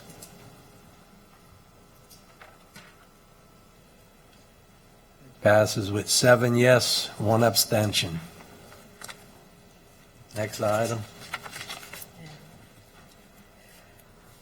L, an ordinance to amend the 2025 Road Maintenance Fund operating expenditure budget, road maintenance, public right-of-way department, and otherwise to provide with respect thereto. Councilmember Champagne. Mr. Champagne offers there a second. Second. Second by Mr. Newsom. Any questions from the audience, administration? This is coming from the EOC. I don't have a problem with that, but just know that sometime in the next, say, 4 to 6 weeks, we're going to be putting the EOC out to bid, so we'll be ready to roll with that. But there's some other. I need to set up a meeting with each of you and discuss what we've got going on. Anywhere else you want to get the money from, or just? No, we're fine. I mean, but just know that we're ready to move forward. Mr. Champagne? A couple of things on that. Thank you, Mr. President, for loaning us the money to make these repairs. And as per our agreement, we relook the budget. We'll make sure we put it back in because EOC is very important. But number two is, this money is necessary because once they started doing the work and really peeled back the walls and started looking at the structure, it was discovered that we had some structural deficiencies, meaning the main beams are rusted through. There were sewer lines that were not up to code, water lines, electricals in terrible shape. And if we're going to fix this, like we've all said, we need to make sure that we fix it right the first time so we don't find ourselves sitting here a couple years from now trying to make repairs that we should have done. So that's why the additional funds, it was an unforeseen added expense that only revealed itself once the building was taken down. I yield.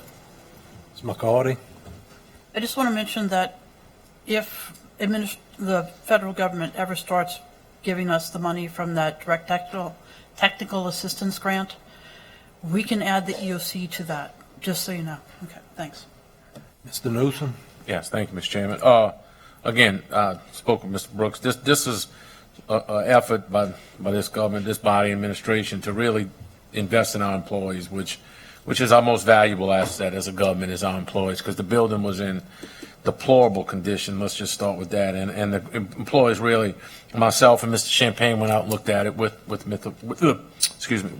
Wishes and really saw the problems they had, and they really appreciate us doing this, and it really goes a long way with them. With that, I yield. Any other comments? Machines are open. I'm a verbal yes. Passes 8-0. Next item. M, a resolution requiring the presence of Mr. Robert Morgan or his designee from Infomark to attend all regularly scheduled Plaquemines Parish Council meetings to provide updates to the parish's water system and answer questions from the parish council and respond to inquiries from the public, and otherwise to provide with respect thereto. Councilmember LaFrance. So offered. Second. Any comments from the audience? Yeah, Clarence Blackman, 56 Crossover Lane. For the record, I did not complain enough to make Mr. Robert come here. That's not me. I'll tell you of the reason, Mr. Brown. Anybody else from the audience? Dr. Gouy? Yeah, I'd just like some clarification. Does this mean that Mr. Morgan will come here like during the president's address, and then after that he can go about his business, or does he have to sit there for the whole meeting? Well, Mr. Morgan,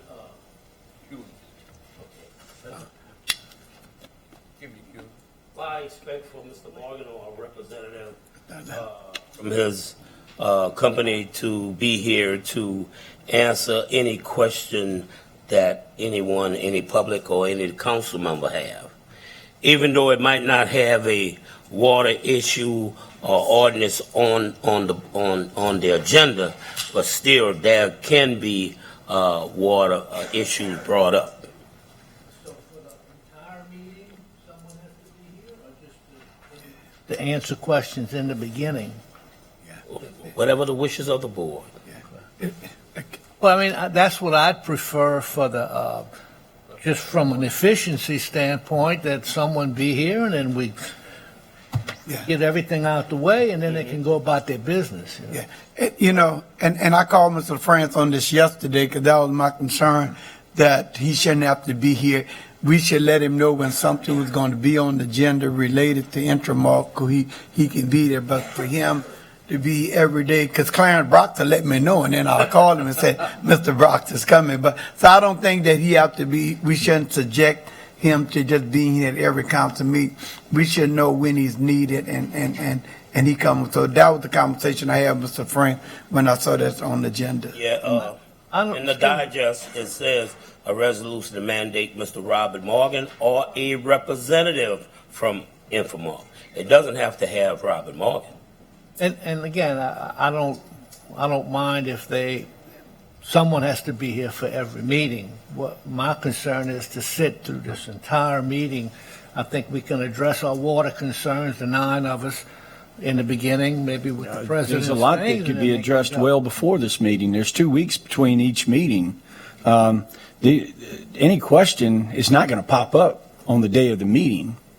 Because if you have to have this question, if you're going to put it on the agenda, the question has to be put on the agenda the Friday prior to the council meeting. Am I right? That's how. A Tuesday? Okay, so let's say if that's on Tuesday. So You've got Tuesday, Wednesday, you got 2 days prior to the meeting. But still, the issue or the question didn't even pop up on Tuesday. I know Mr. Morgan is he's available with a phone call at any time. And I've called him at any time. And like I said, I've called him at midnight, 5 in the morning, 4 in the morning. You know? I mean, well, because it's always triggered by a phone call, you know, so. I didn't know that. Listen, we come to the meeting here, and we talk about water, and there's nobody can answer it. And you can ask Mr. DeMarco, and he really can't give you a definite answer. So we need either Robin Morgan or Mr. Infomark to be here with our water. There's a lot of water issues that's been going on. I asked about water issues that happened yesterday. That we didn't have any water. And again, we need someone here to answer and dealing with all the issue with water, or water issues that we all have. We need a representative. Infomark is hired by this government? Huh? Is water important to this community? Is water important to this parish? I'm waiting for an answer. Is water important? Well, no question water then. I'm not denying that water is important.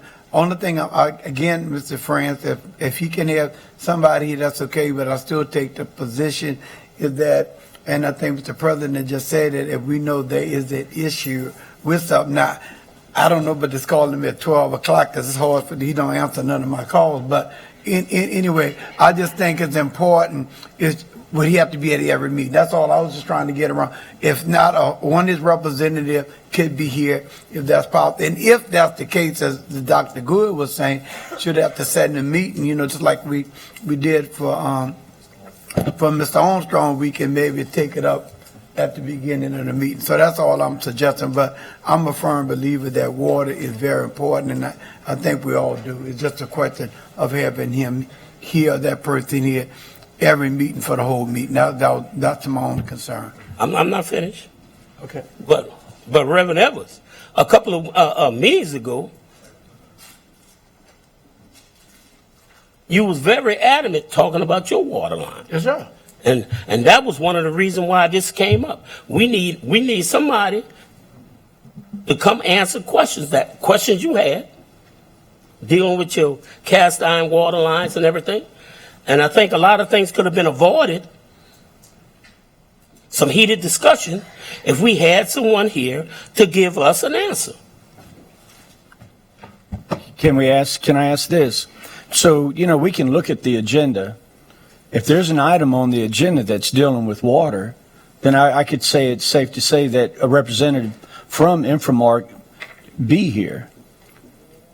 I prefer you don't get involved with that at all. I prefer it because when you give an update, there can be some questions come from your update. Okay.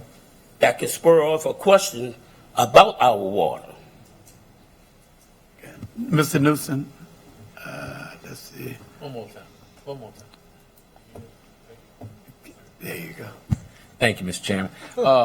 Yeah, and you are correct, Ms. LaFrance. We have a lot of discussion on water, and I'll be honest, when I have this questions, and I've never called Mr. Morgan at midnight, but have called him late, and he is very responsive, and Infomark is very responsive. Good information. And not at midnight.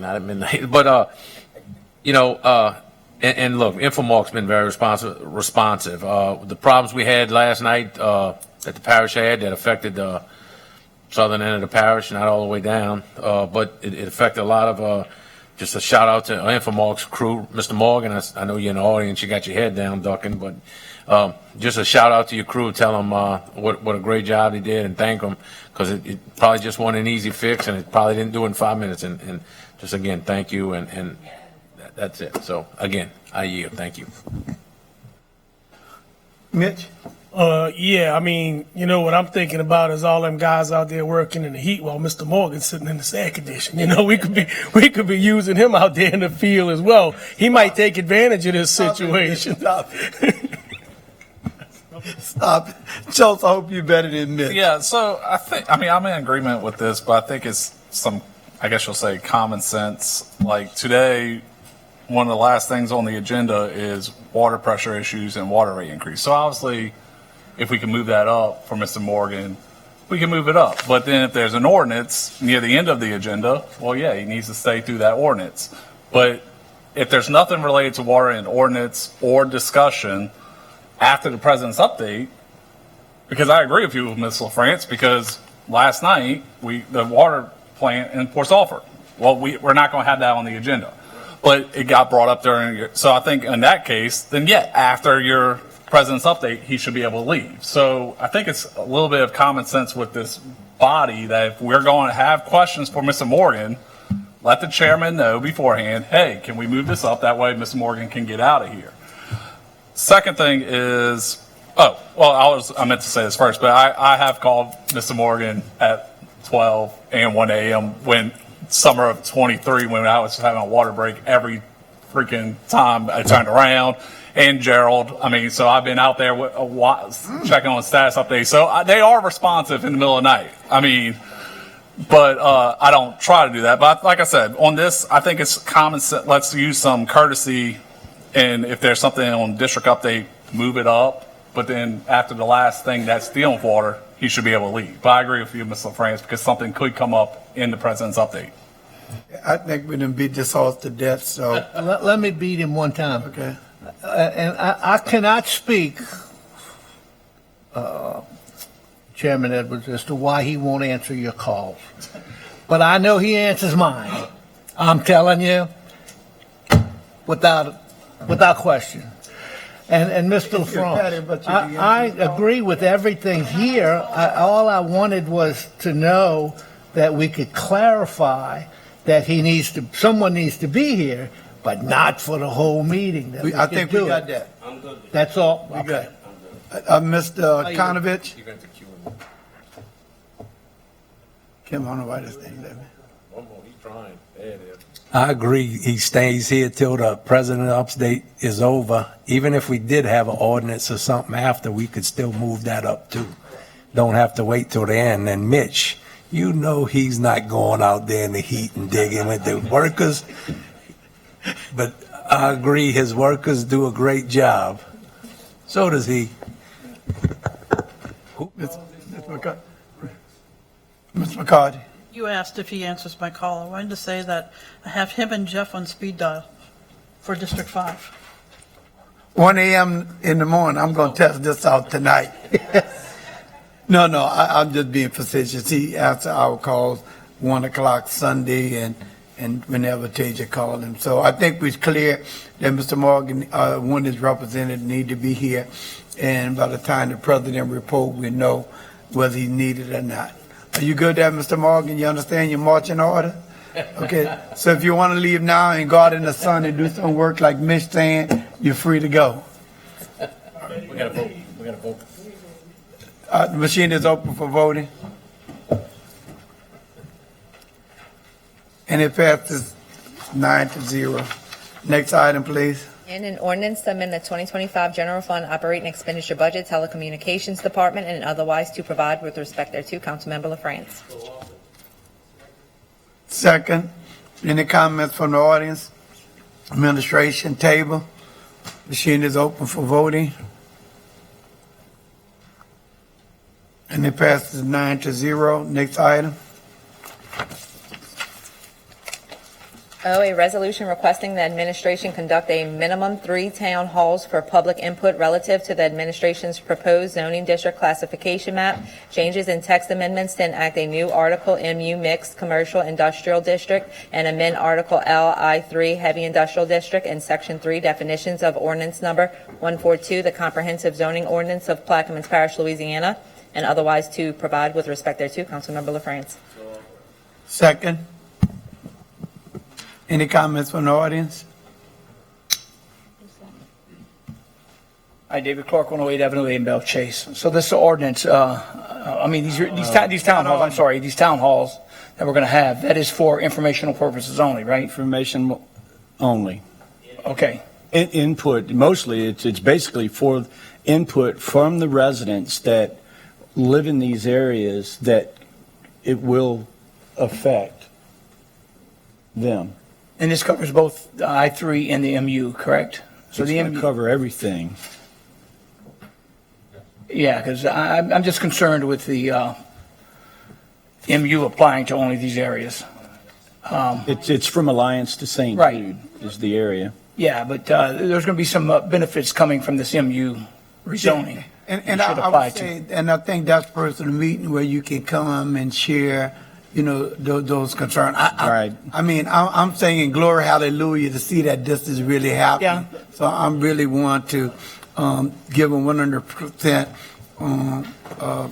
great that they're doing this, because at least you can have citizen input on what they're doing. So this is something I've been hoping to happen, so I really want to. So really, the questions that you're asking right now would be the questions that you ask at these That's events. exactly Okay, what I but was this isn't saying. open for changes. This is for informational only. This is what we're going to be doing. So you can come, anyone can come to the meeting and ask whatever question they want. That is, I'm looking at you, Yes. Mr. Marco. I'm sorry, I'm looking at the author. Is that right? Thank you. Thanks. Any other comment?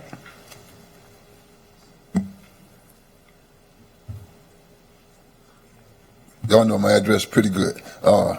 Mr. President, will we have one of those meetings on the West Bank? I just not heard you say What do you mean on the East Bank? I'm on East Bank. It won't be necessary for the East Bank because this resolution doesn't affect anything on the East Bank. This only affects the West Bank from Laura's seat to the Diamond Hump. Is that going to be anything to do with the port? Because if anything with the port or any chemical plant or any kind of plant, we only about a half a mile from that area, because Pontiac, David, or Phoenix weren't going to be. This is not addressing a business. Mm-hmm. It's addressing the type of zoning in the area. Yeah, but I understand that. It's true, because when you, at that one, because what is that, Gravelay, when you come up Gravelay, and Venture Global looks like it's right there. Right So, there. I would say, because of the distance. That's I the would reason say why. with Mr. Brock, because there is some concern, because I know with Global Venture, where they was talking about, it affect us on the other side of the river. So, I would hope that at least consider doing that so people can understand what it would take. That's not a problem. Okay. We can do that. Yeah, I agree with him, because they So will if there's some language in here, if we just need to make an amendment, Yeah. minimum, we can, okay. All right, so we're good. You can have more. Yeah. So can we just get one? Thank you. Thank you, Mr. Brock. Because yesterday, a couple of days ago, they had a couple of explosions, and people was calling me, asking me, is that coming from that plant? So, no, it wasn't done to that one. It must have had something at the shooting range, so that's what it was, exploding at the shooting range. Thunder and lightning, man. I know. But thank you. Thank you. Okay, machine is open for voting. And did you get it? Mr. Brock wants to move to the West Bank. No, he didn't say he wanted to move to the West Bank. I know Mr. Brock better than that. And it passed 9-0. Next item, please. E, an ordinance to rescind, annul, and set aside ordinance number 2414 adopted on January 11, 2024, and otherwise to provide with respect thereto. Councilmember Jurisic. Second, any comments from the audience? Administration table. Oh, I'm sorry, Mitch. Yes, this was something we had done back when someone took interest in possibly renting some space in one of our buildings, the government building. Since then, that has gone by the wayside, and being that we're going to be looking to renovate that building, we just want to rescind this, and that's all this is, just taking it off the market. Okay, machine is open.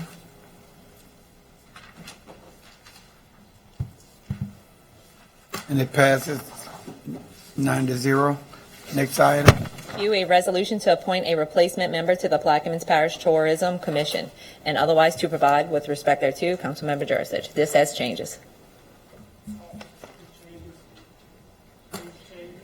Can you read the changes first? On line 17, we're removing the word director and adding the word member. On line Sorry about that. On line, I'll repeat it. Line 17, we're removing the word director and adding the word member. On line 25, the word director has been removed, member has been inserted. For seat 4 has been inserted. The word of has been removed, and it's replaced with the word on. On line 26, we're removing the language after Donald Valet and serve for 3 years. That has been removed. Donald Valet remains there, but the 3 years service has been removed. And then language was added that states, for the remainder of the current term, which shall expire on October 31st, 2025. The entire section from lines 29 to 33 has been removed. On line 35 through 39, language has been added which states, be it further resolved by the Plaquemines Parish Council that the Secretary of this Council is hereby authorized and directed to immediately certify and release this resolution, and that parish employees and officials are authorized to carry out the purpose of this resolution, both without further reading and approval by the Plaquemines Parish Council. And I think, yes, that's it. Offer second. Any comments from the audience? Administration table. Mr. Newsom, you. Yeah, and 100% support this. I see Ms. Vaughn is in the audience. I know she wants to take another role on in Parish, so we thank you for that. But with it expiring right around the corner here,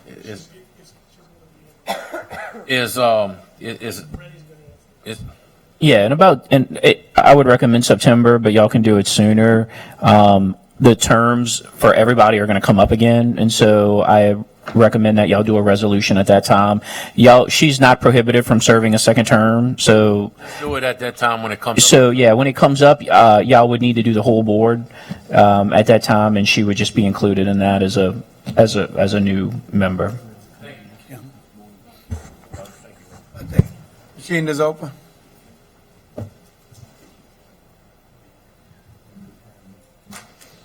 And it passed with no opposition. Congratulations. I don't know how you find the time myself. Yeah. Thank you. T, an ordinance to amend and as amended readopt ordinance number 2341, section 13147, exclusions and otherwise to provide with respect thereto. Councilmember Kotnovich. You said TR. T. It's been moved in second. Any comments from the audience? Administration, table, Mr. Kotnovich. This came to me, the inspections, we don't inspect the ice cream truck. So the lady with a snowball truck asked if she could be put into the same category as the ice cream truck. So, because she has to inspect all her vehicles and pay for all the inspections, so. She says she asked the visitor. Yep. She has to be put in like the ice cream trucks.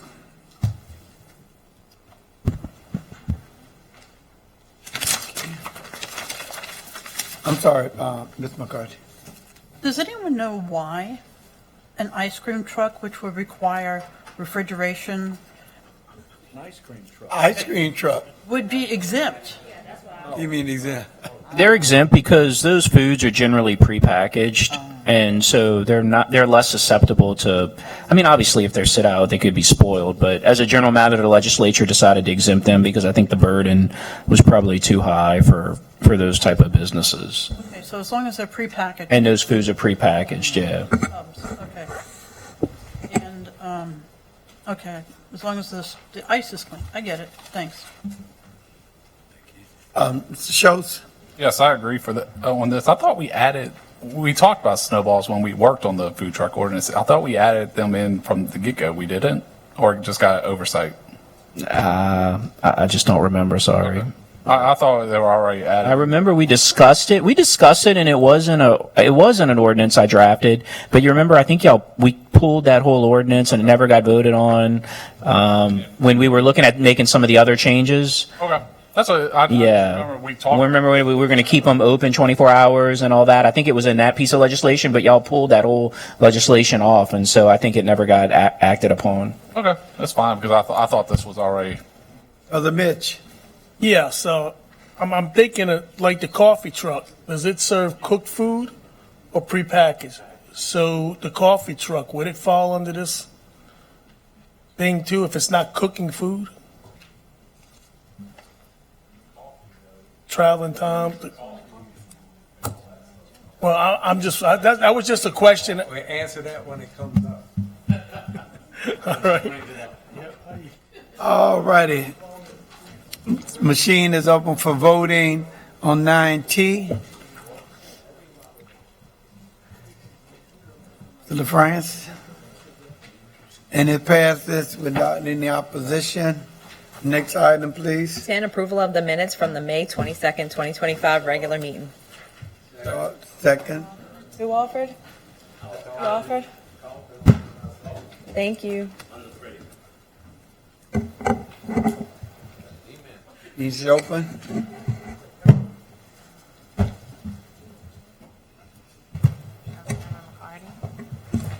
Ms. Carter.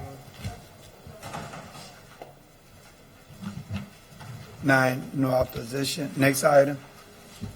11, new business. 11A, introduction of resolutions where suspension is being sought. 11A1, a resolution authorizing the parish president on behalf of the Plaquemines Parish government to name and accept the proposal of the Plaquemines Gazette as the official journal for the Plaquemines Parish Council and all other political subdivisions and districts situated therein, of which the Plaquemines Parish Council is governing authority. Councilmember Edwards. Offer on behalf of the administration. Second. Any comments from the audience? Administration table? Oh, suspension only, okay.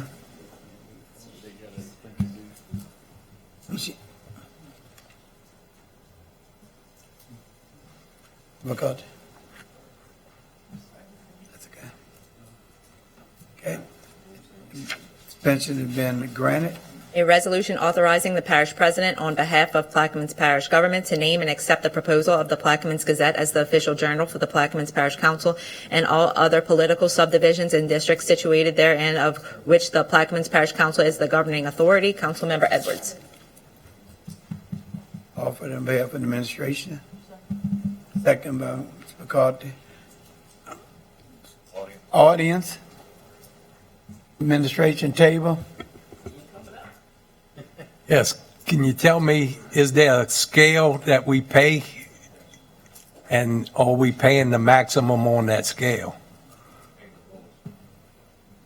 I think what you come up, Mr. Yeah. Go ahead.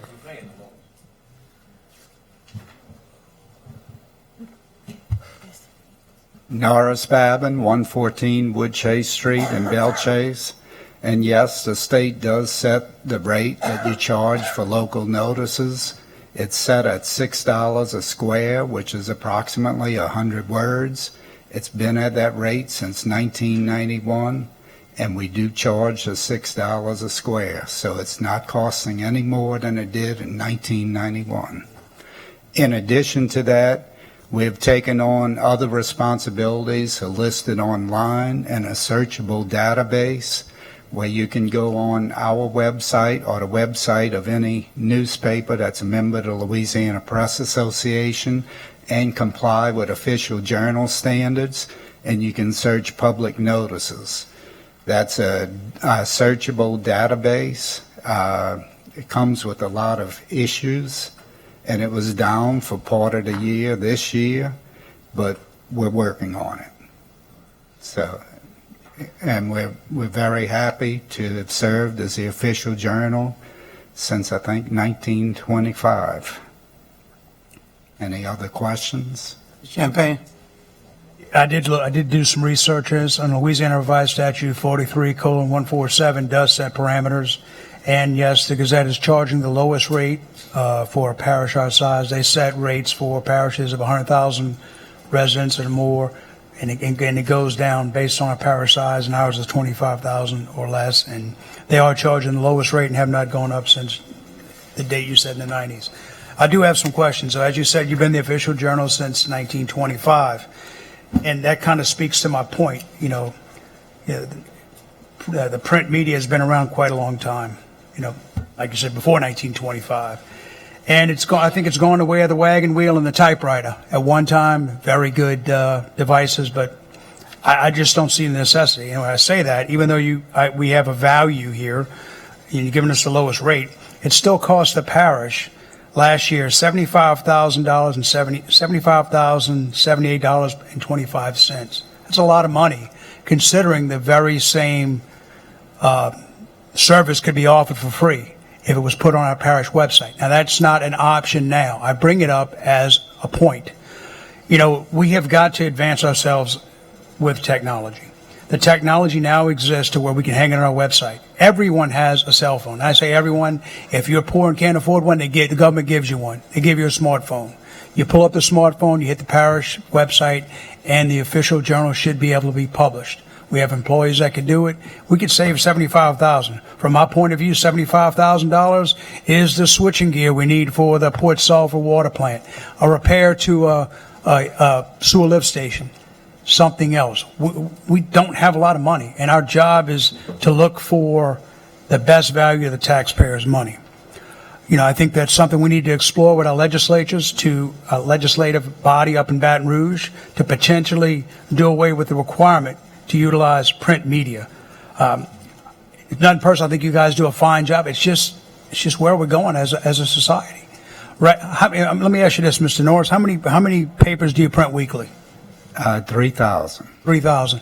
And of that, even if you sold 90%, we'd be, say, 2,500 of them would get out in the public. 2,500 of a population of 23,000. Of that 23,000, let's say half of them adults. So we're not even touching half the population with the Gazette. You have to have it either mailed to your house or go buy it. But if it was on the website, everyone, 100% of the people who own a cell phone, which is every adult nowadays, could access it for free. So it's not an attack on the Gazette. It's an observation of where we are now in the 21st century. And I think we need to get there. So I look at this money and we spend $75,000. I'd imagine the port probably spends, even if they spend half of that, we would be over $100,000 that could be better spent within our own parish. We'd have to make some severe cuts. I know we were sitting up here talking about, watching our dollars and cents. And this is one of those areas we have to take a look at. In the next couple of years, we have to make some severe cuts. Do we want to cut some of our quality of life things? I don't. So that's the position I'm coming from. Just wanted to make you aware. I wanted to be fair. Again, I think you guys do a good job and you give us a good price, but I think, the print media should go the way of the wagon wheel and typewriter. I think that's something I need. There was a bill that was pushed up a couple of years ago in Louisiana legislature, and it died. But I think that's something that needs to be revisited. With that, I yield. Well, I appreciate your comments, Mr. Champagne. And, a lot of what you said is true, but I own a couple of cell phones and more computers than I can count.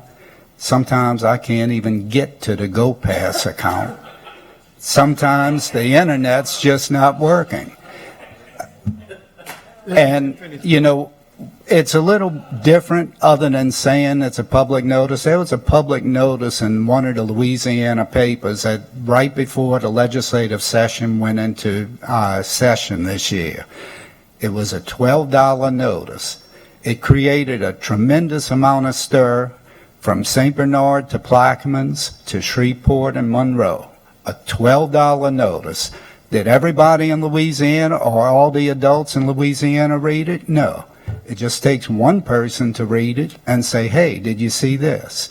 We also put it on the internet. What happens if you have a permit application? What happens if you have a tax sale where you're taking someone's property and someone messes up and it doesn't get on the parish website and you get sued for that? How much would that cost?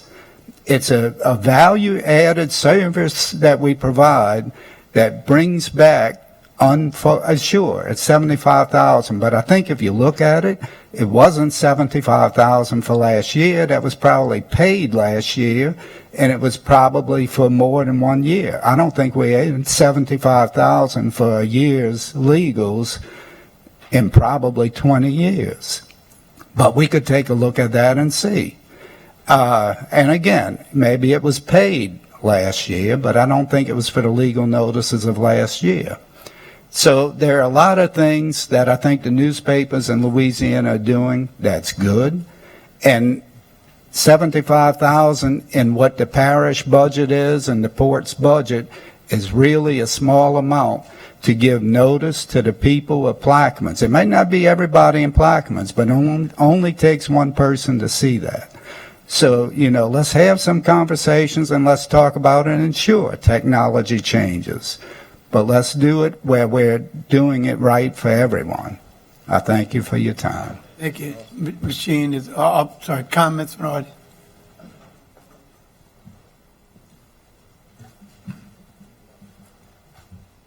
Angela Hamilton, 123 Cypress Park Lane. While I understand the comments that Representative Champagne had, as a 41-year-old, you know, who's new to the parish and into the social media and all of that, there is some value in continuing to have that, because with regards to the potential for the rezoning right over here off Woodland that backs up to my neighborhood, someone just so happened to potentially mention it in one of those Facebook groups. And so I went digging, and although I don't get the paper version of the newspaper, I went to their online website and went ahead and paid for the $29 for the year to figure out what in the world is being proposed over there. And then I took screenshots, shared it to my neighborhood and shared it to the Nosy Neighbors group, and got people involved in, hey, they're talking about rezoning this from agricultural to heavy industrial. So like he said, all it takes is that one person to see something and bring it to the community's attention. So maybe even if it's a hybrid of more focusing on getting out the word through their social media and online, because people don't read newspapers anymore, I think there is still that value of having that service. Thank you. Thank you, Mr. Norris. Thank you for your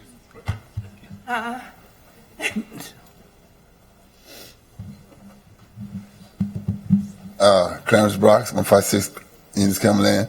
I agree with the young lady.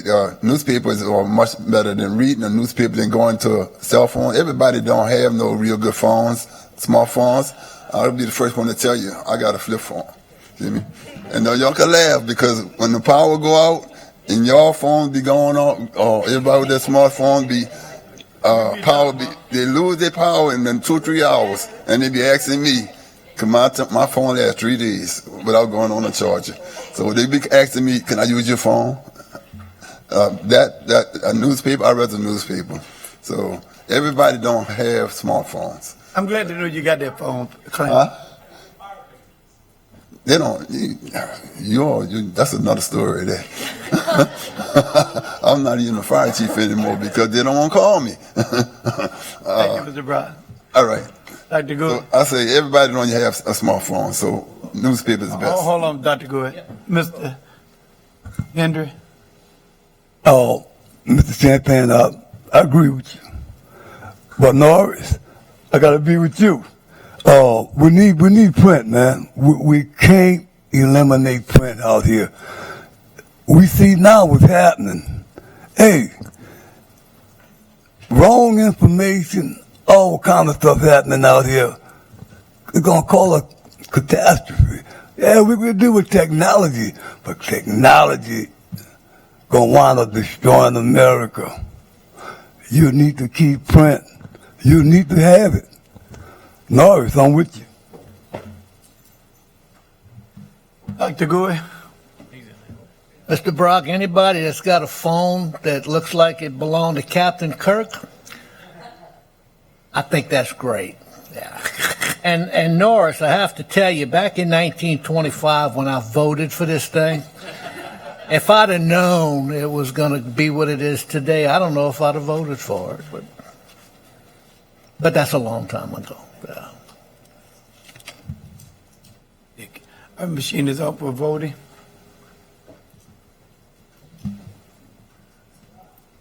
And we have 3 noes and 6 yes, and it passes 6-3.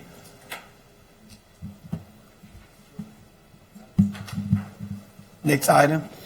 2, a resolution approving a CEA between Plaquemines Parish Government and the Oakville Senior Center, DBA Fresh Breath of Life, Inc., authorizing the parish president to negotiate and execute an agreement to expend funds and receive reimbursement from the state of Louisiana from an appropriation by the legislator for the purposes of community engagement and outreach operations in the form of the purchase and delivery of equipment, and otherwise to provide with respect thereto. Councilmember Newsom. For suspension.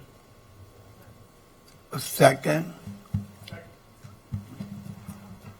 Seeing it's open.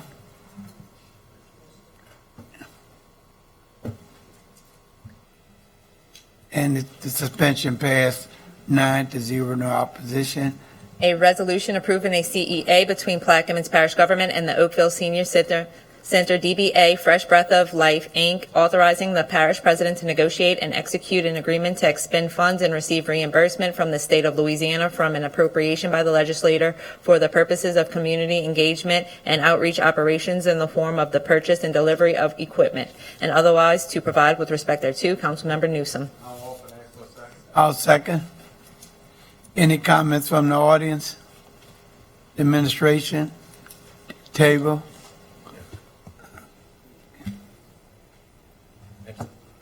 I didn't, don't do that, Kim, I didn't.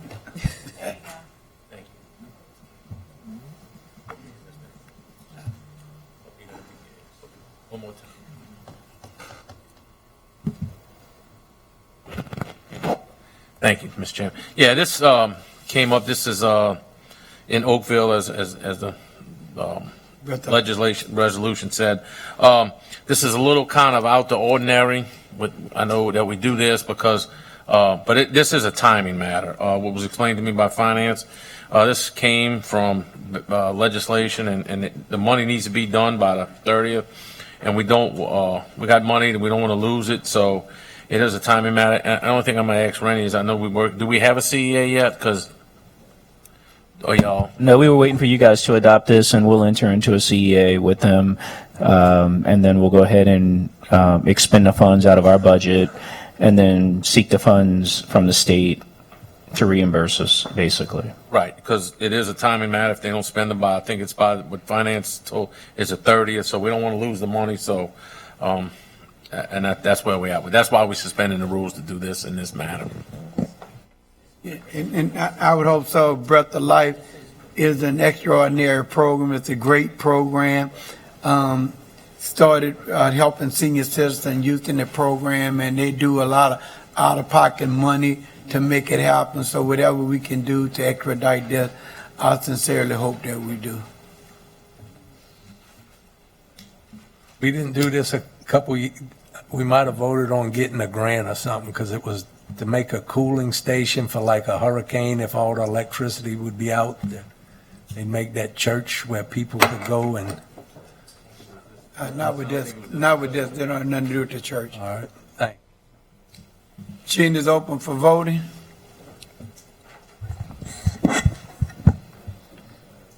And it passes 9-0. Next item. B, District 7 update. Councilmember LaFrance.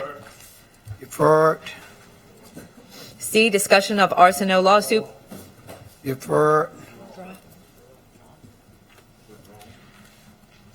D, discussion by Mrs. Chelsea LeCount regarding the removal of old structures and property. Councilmember Edwards. I don't see her here. She's not here, so we can defer it. District 2 update. Councilmember Champagne. Water pressure issues on Keating and Gerald Streets. Water rate increase. Status of Bell Chase number 2 pump station basin enlargement and pump capacity. You want Mr. Morgan to come up? The end. I like that. I'm going to save my stuff till last every time with Robin. So he starts like an LSU. Let's see. The first, we've already discussed the Bell Chase number 2 pump station enlargement and its capacity as not only its pump capacity, but as a water retainage basin. But one of the things that we need to discuss is the water pressure issues at Keating and Jarrell. I know Mr. DeMarco has been working with the city of New Orleans on this and having a dialogue. and I appreciate that. But Jeff, you want to give us just a brief synopsis? I know you're working in it, and we're making headway, and we're doing good things, but I think it's something that Yeah. we should talk about. Yeah, so that Woodland Industrial Park, that neighborhood is, water is provided by Sewage and Water Board of New Orleans because they own the water main down Woodland Highway, up to a point around French's Welding or that area, the parish line. So they own that water main and they provide water to that industrial park. There was some issues with pressure coming from Sewage and Water Board. So with Infomark, they've been very cooperative, Sewage and Water Board. So with Infomark, they've done some tests to see if we could boost the water pressure. They're still working on some valves and some meters to maybe boost the pressure. The permanent fix is to somehow connect that industrial park to Plaquemines Parish water, and that's a conversation that's ongoing. That of course that's going to be something that has to be budgeted, but we're still working with Sewage and Water Board to figure out if we could boost some pressure in that area. Yeah, thank you for your cooperation with Infomark and Sewage and Water Board. Much needed. And lastly is, a water rate increase. We tiptoeing around it. Nobody wants to talk about it. But we had a millage that did not pass. There's going to be a deficit for water. And we have got to talk about this because we got the budget rolling around here in October. We have to lay it out. And we're going to be hurting. So it's not something that we can just keep kicking the can down the road or wish it to go away. There's a cost in making water and delivering it. We need to address that. And I know we've been working with Infomark and Mr. DeMarco, and he gave us some numbers. And right now it's looking at about like a 21% rate increase across the board. Now, what does that mean on a $50 water bill? $7.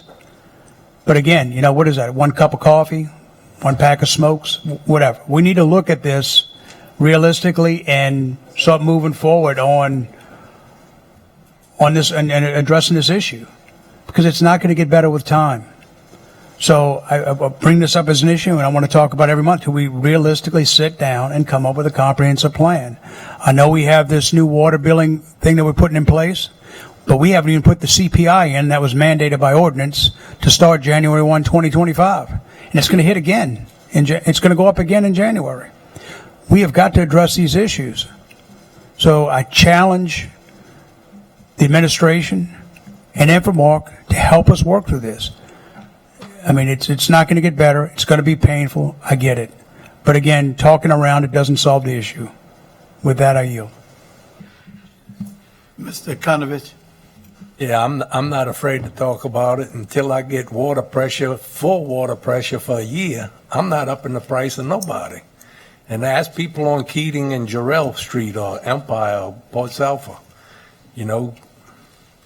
until we get the right water pressure every day, I'm not going up on the price. And I'd like to know how much of the water can we account for? What percentage of the water can we account for? You mean collection as production? The amount we put out and the amount we getting paid for. Are we getting paid for 100% of the water we put out? No, I don't think any municipality can account for 100% of their water. It's under 60%. That could be the case. So where does 40% of the water go? On the ground. Mm-hmm. Hey, talking to Mike, Mr. Dillon. Right, Jeff? A lot of it's Yeah. discharging. We still got leaks from. A lot of it's leaks, right. Let him, you can answer the question. Yeah, I mean, you're right. The waste is going to situations like that. It's not going to, bad behavior type of stuff. It's not nothing like that. But until we fix our own stuff, how can we go up on the people that's not getting the water they paying for? Mr. Newsom. Thank you, Mr. Chairman. Yes, Mr. Champagne and Mr. Conovich. Oh, I yield to the order. Yes. Jessica DeLotte, 111 Keating Drive. Pressure problems. Been having pressure problems since October. 2024, when I reached out to Infomark about the pressure problems that I'm having. So I own a daycare on 111 Keating Drive. I am not getting enough pressure to run my sprinkler system there. I've had plenty of people come out. I've been in touch with Infomark. I have been in touch with President Hinckley. I've been in touch with some of my council members. My sprinkler system does not work in a daycare that I own there. Not getting enough pressure there. I have had everybody come out and try to figure out the problem. I have been told by several companies that it is not an issue on my side. Been speaking with Mr. DeMarco, Brian Champagne, everybody, and it is not getting fixed. So, since October, I've been speaking with them, New Orleans Water Board, everybody can't figure out what's going on. I've come down to, through everybody that I've spoke with, and I've told Mr. DeMarco this and everybody this, that they have a problem between the valve and the water meter. That is where we have figured out the problem is from. I don't know why I can't get somebody to come out and figure out what the problem is between the valve and the water meter, but I cannot get somebody to come out and figure out what the problem is between the valve and the water meter.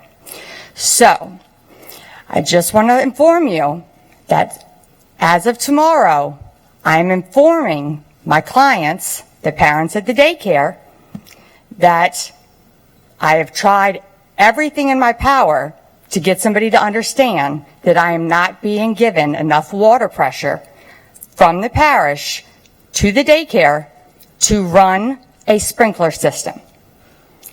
I don't know what else to do. I have contacted everyone. I have tried to tell everyone. I've tried to fix it. There's nothing else I can do but come to you now and tell you I'm not getting enough water pressure. I don't know what else to do. So I am going to have to tell my parents tomorrow this because I am in danger of being shut down. I am red tagged. The fire marshal has given me a certificate that says I am not in good standing. As soon as the state shows up and sees that, they are going to shut me down. I have told people in this room that, and it's still not being taken care of. So now I'm coming to you in front of a council meeting to tell you that it's still not getting taken care of. I don't know what else to do. Excuse me. Morgan, is that New Orleans or that's something for Intramark? Because I heard she mentioned New Orleans, but do that come under Intramark or New Orleans? And what could be done? And what could be done to remedy? Let Mr. Morgan get where you at, ma'am. The parish, Plaquemines Parish, technically we don't. It's the water line is Sewage and Water Board. That's Sewage and Water Board. The line comes in front of the main line comes in front of Keating Drive, and you have Sewage and Water Board has an underriver crossing south and north.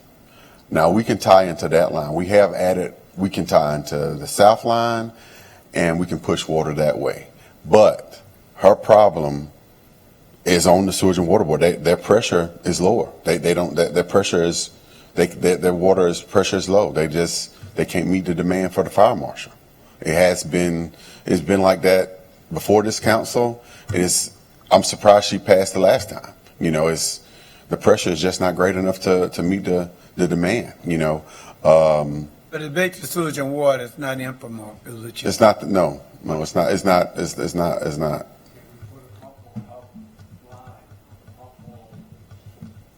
She need what she would need the system probably.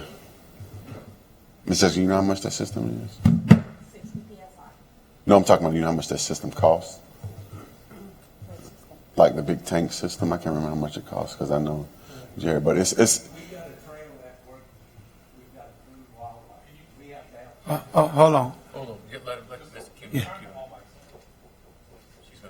We have to have so much water pressure, and if the parish doesn't have it, we will put this pump and it's just an electric pump we put in line. Inline pump.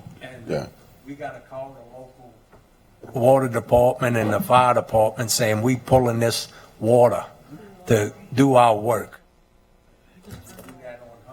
To pull more water and to give it a pressure to put the sprinklers. Yeah. I'm pretty sure you can do that, but it's on a private system. Yeah. On a private system. Yeah. You can do that. Because she's paying us, she's not paying the city of New Orleans. No. Yeah, that's my, so who is her bill? Who do you pay, ma'am? Her bill is with Plaquemines Parish. How are we, I know initially she contacted me because she lives in my district and I turned it over to Mr. Champagne and Jeff, but we talked about turning pressure. We have enough pressure on our lines to feed into there. What's the stat? I mean, why can we not feed that neighborhood from our lines? You can't do it constantly. Because New Orleans, we have an agreement with New Orleans. You cannot do it constantly. We'll be buttoned up. Our water pressure in New Orleans will be. But why do we need that agreement? If my understanding from back when I met with Jeff was we have enough pressure that we can now supply on a regular basis. Why can we not end that agreement and supply our residents that pay our bills with our water? It's sewage and water board's infrastructure that we're pulling from for that neighborhood. Okay, then can we pay a rent fee instead of using their water? Say, okay, turn the valve off here, pay a rent fee or whatever to use their infrastructure. I mean, the problem is it just doesn't make sense. New Orleans, I want to do the same thing. Now, New Orleans has 2 tie-ins under the river. They pull from one side, and they put from the south side and the north side. They need both crossings to feed English Turn. I wanted to turn off one crossing. If we pump into one crossing, we'll be feeding English Turn as well. You understand what I'm saying?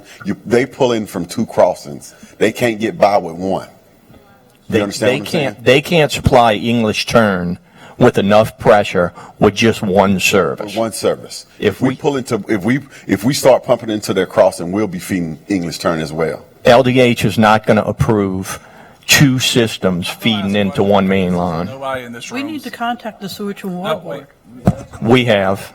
I'm going to ask a question. I know it's nobody in this room because we weren't in the office at the time.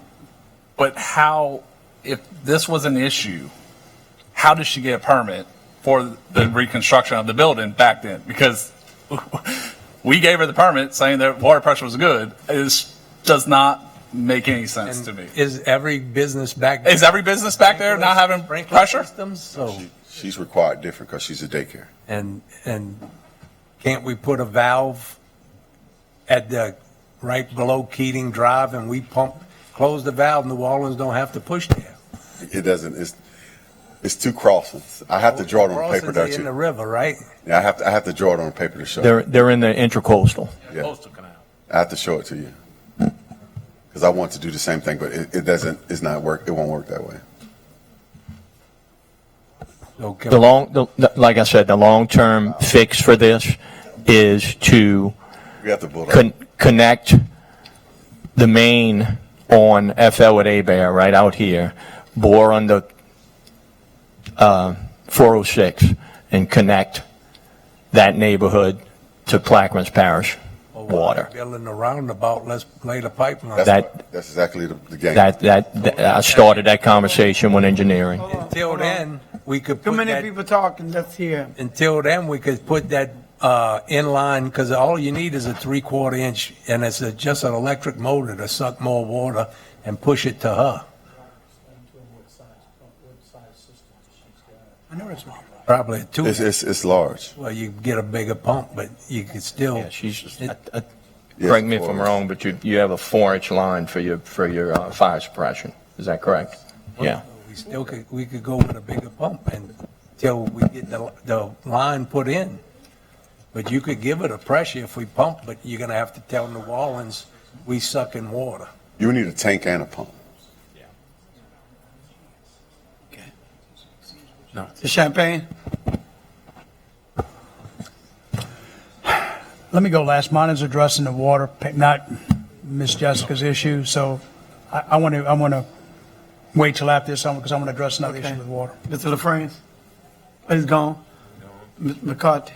Is there anything we can do in contacting the Sewage and Water Board to try and get them to, no? We've been corresponding with Sewage and Water Board for several months now on this issue. They've been very cooperative. But they just don't have the pressure. Mr. Newsom? Yeah, and it sounds like, and brought up a great point with the roundabout coming with that, which I know, Mr. President, you mentioned something Monday, beginning of the year. So I don't know if Mr. Lott has till the beginning of the year with, I know so. This doesn't fit. I'm sorry. No, go ahead, Mr. DeMarco. No, this doesn't fix our problem now, but I have spoken with engineering to start that conversation with the engineers for the roundabout, Yeah, to and possibly incorporate that utility. water line going to that. Yeah. So, Mr. Schultz? I'm on the water rate issue now. Okay. All right. Okay. Thank you, ma'am. Next item. Hold on, wait. I think we're still talking about water. Water rate. Okay. So, He killed you. okay. Got it. I've already talked to you before about my views, and I'm kind of in agreement with Mr. Kognovich. This whole issue right here, until we can get pressure throughout the parish and everything, I mean, I'm not in favor of raising rates. I have other issues, which if it ever comes to a vote, I'll express those issues then. But right now, we have to give our residents water, reliable water, before we talk about raising rates. And I get where the millage failed, but we as a council, I took a lot of heat because it was under my name back in March of 23, 3 months in on the job. Myself and Ms. Morrell worked on raising the rates then because they weren't raised when they were supposed to be raised in 2019. And that was to break us even, basically, and going forward. And the CPI was put in place to cover the increases and all that. But right now, and I told you the reasons, and we'll get to that whenever it comes for a vote, but I'm not in favor of it. Mr. Newsom? I'm sorry. Mr. Champagne, I'm sorry. Getting back to the water rate. So we're not going to raise the rates, but we need money to fix it so that we can eventually replace the rates. So where do we get the money from? Do we kill the nice to have things? Because that's where I'm going next. So there's wants, needs, and wishes, using Mr. Newsom's term. We got to make water. We got to pay for it. Where's that come from? What do we cut? We got a lot of things out there that we don't have to have, that we support. Like, I love supporting the YMCAs, and I don't want to cut that. But at some point, do we cut that? That would be awful. Now, all of a sudden, other people are paying, that hurts them. Do we cut the Council on Aging? Do we cut the CARE program? Do we cut, you name it, do we cut all these other things? Because we have bills that we have to pay. We have to pay those bills. And that money's just not going to fall out of the sky. But I think if we're realistic and say, okay, this fund must self-sustain, it pays for itself, then we can hold ourselves accountable to that standard, saying, hey, water department, you got all the money you need to make this work. Why isn't it working? Why don't you have what you need? Because you have sufficient income to do this. So saying we're going to fix all this stuff, tell me where the money's coming from. It's just not right, guys. Well, in terms of your own home, you can't say, I want something repaired on my home, but I'm not going to spend money on it. But I don't want my roof to leak, but I'm not going to spend any money to fix the leaky roof and expect it to fix itself. It doesn't work that way. We have to be realistic. I don't want to raise rates. I was hoping the millage would pass. It didn't. So now, and it wasn't, we treat like this is a new tax. Nobody wants to pay for new stuff. But at the same time, we just went ahead and funded the sheriff an increase. I can't even wrap that around my own mind. We don't want to pay for water, but we'll pay for that. And God bless them, I'm glad they got it. But think about what we're doing, y'all. We're not trying to raise rates so we get a nice to have thing. There's two things about water in this parish we know well. We can't live under it. We got to have good levees. And we can't live without it. We need good drinking water and reliable drinking water. And the only way to get reliable drinking water at the low end of the parish, to East Bank and Keating and Jarrell, is to be able to pay for those those improvements. I yield. Thank you, Mr. Chairman. Yeah, understand everybody's plight on this. This is an unpopular decision, and I want to thank Infomark and Mr. DeMarco for giving those numbers about what it costs to make water and what we collect. Now, sounds like we could do a little better job on collecting. I'm excited to hear the announcement of the software getting put in place, so that's probably, hopefully that'll help some and raise revenue, because we can't, as Mr. Champagne says, we can't continually run a fund with a $2.8 million deficit. It just, if anybody thinks that's good to do, it's not. And any fund we run with that, it's a bad deal. And look, we got to really get down to have some good conversations and see. And I do agree, the water situation in the southern end of parish is bad. It's not good. It's a lot of outages and folks, and as Mr. Champagne also says, water is life, and we got to have it. So where do we come? It's just a conversation we're going to have and come to some agreements and maybe some agreements, probably a lot of disagreements, but we got to have those conversations. With that, I yield. Thank you. Panovich. I'll tell you where we could get 2.1 million, quit paying energy and bureaus, because I got over 300 lights out that we paying for. So instead of paying energy for lights, we could pay for the water. You know, Mr. Champagne, I applaud you for bringing this up, but again, and I mention this, until we do better with the quality of water and provide people, there's going to be a problem bringing this to the voters. The reason why the sheriff's up here is because the sheriff campaign. It was organized. And I think when we put this on the ballot before, there was no campaign around that telling people the urgency and the need for them to do that. But I just think it's the state of climate we're water in this parish right now, I think it would be a good problem. But we had town halls but we just didn't have any. No, we just didn't have much participation. So anyway, But anyway, and I just think that we can come back to the voters, but we got to come back with something strong to get them to change. But right now, they're not pleased with the water. It's parish, the low water pressure, constantly heavy. I know in East Bank, sometimes, people don't have water, especially in the early hours of the morning, 4 or 5 o'clock in the morning. I get this calls on a regular basis, we're down. So it's going to be hard pressed to try to get people to do that until we show them we're making some effort to give them better water pressure and better quality of water on it. But I understand that at some point, because I've told the voters on East Bank that's something they're going to have to look at. There have to be some increase. And when we was having these meetings, I was saying, do we know how much it's going to cost? And I don't know if Robert remembered that was one of the questions I had. I said, who can tell people right now how much the increase have to be if we got to increase it? And what's the baseline for that? What we using to determine it. And I just think that's something we need to tell people. Not it's going to raise, but we're going to raise you up to $3 or whatever it is. But we need to have that kind of information. I think that kind of information will support the campaign to get people to vote yes for it. They don't have to vote on it. It's us. I'm just saying for us to do that, Any other comment? Okay. This was just for discussion. Okay, next item. District 8 update, discussion on improving special event coordination. District 8? Yeah, am I on? Okay. Yeah, just recently, we got some conflict with other events going on, 2 events at the same time. Just recently, we had a week, pretty rugged week about what went on. Down the road, they got the tailgate cook-off scheduled for October 18th. And I found out that there was another event being held up here on the same day, a barbecue cook-off.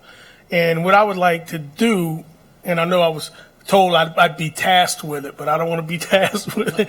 But I think there does need to be a parish-wide calendar that shows the events. And I think what we need to do is encourage encourage those people when you schedule your event, try to hold it around that same time every year so other people don't know. Like the Seafood Fest, the Orange Fest, Empire Rodeo, we all pretty much written in stone. You know when those are going to be. Empire had to get moved a little bit this year because school starts the first full weekend of August, so we had to move to July 31st. But, you know, my whole disappointment was that these events weren't going to be held at the same time, but one of them got bumped up because there was supposed to be another event. And so we got bumped up into the event that, you know, for the Purist YMCA's event. And neither are budging to move their event, so we're going to be stuck with 2 events in this parish of the same nature, which we're too small for that, you know, to have 2. So after discussions and after we cleared the air, but we still have these 2 events at the same time, I think it would be, you know, be good to try to get some kind of calendar put together that shows when your event was. And if you deviate from that event and you fall out of line, then that's your problem. That's your fault. You know, I think what we need to do is do a better job of planning this, because we're too small to hold too many things on the same date.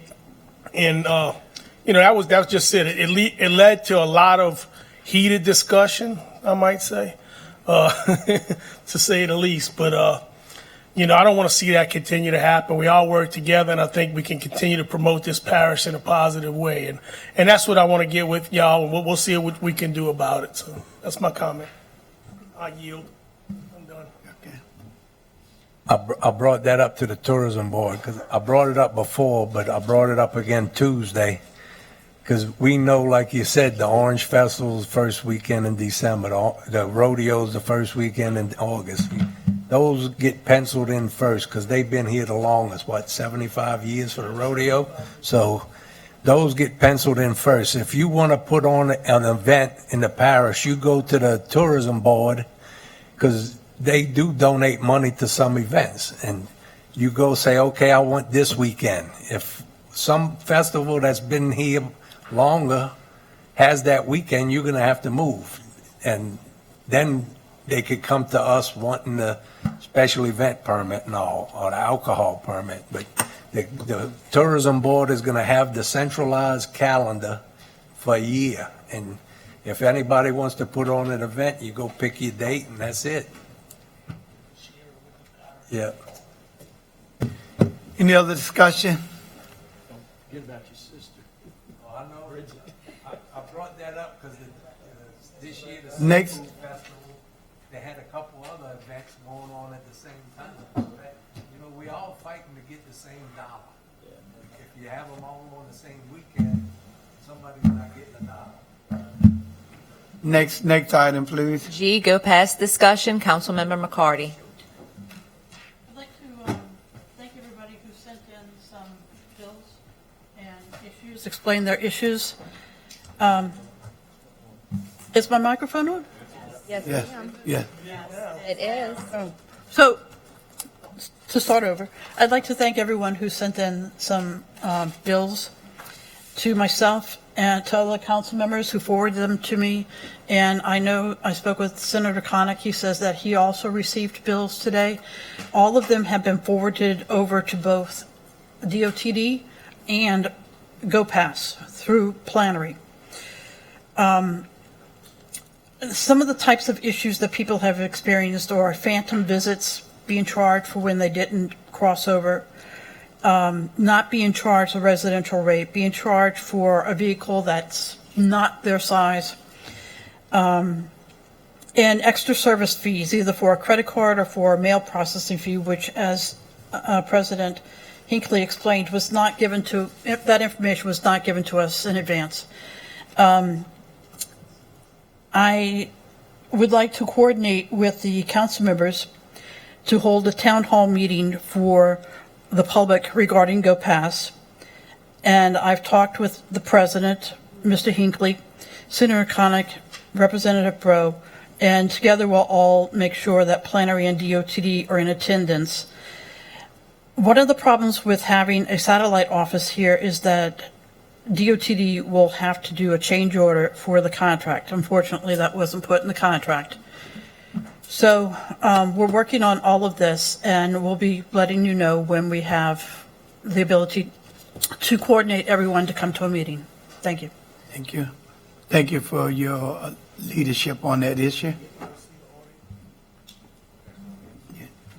Any comments from the audience? Okay. Are you coming up to Rocks?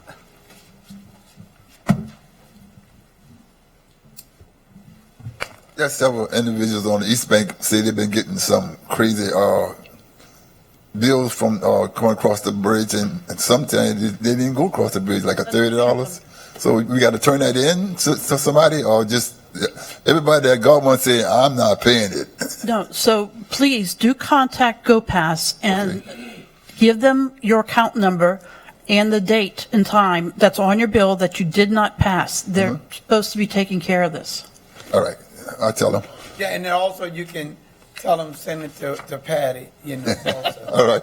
She's been accepted because I put it on the Facebook page, you know, send all your stuff to District 5, because I don't want to take it down with looking at people's bill. And if you, we also completed a form on the app and on the website for the bridge complaint, so you can go on there as well and put it on there and attach any bills that you have.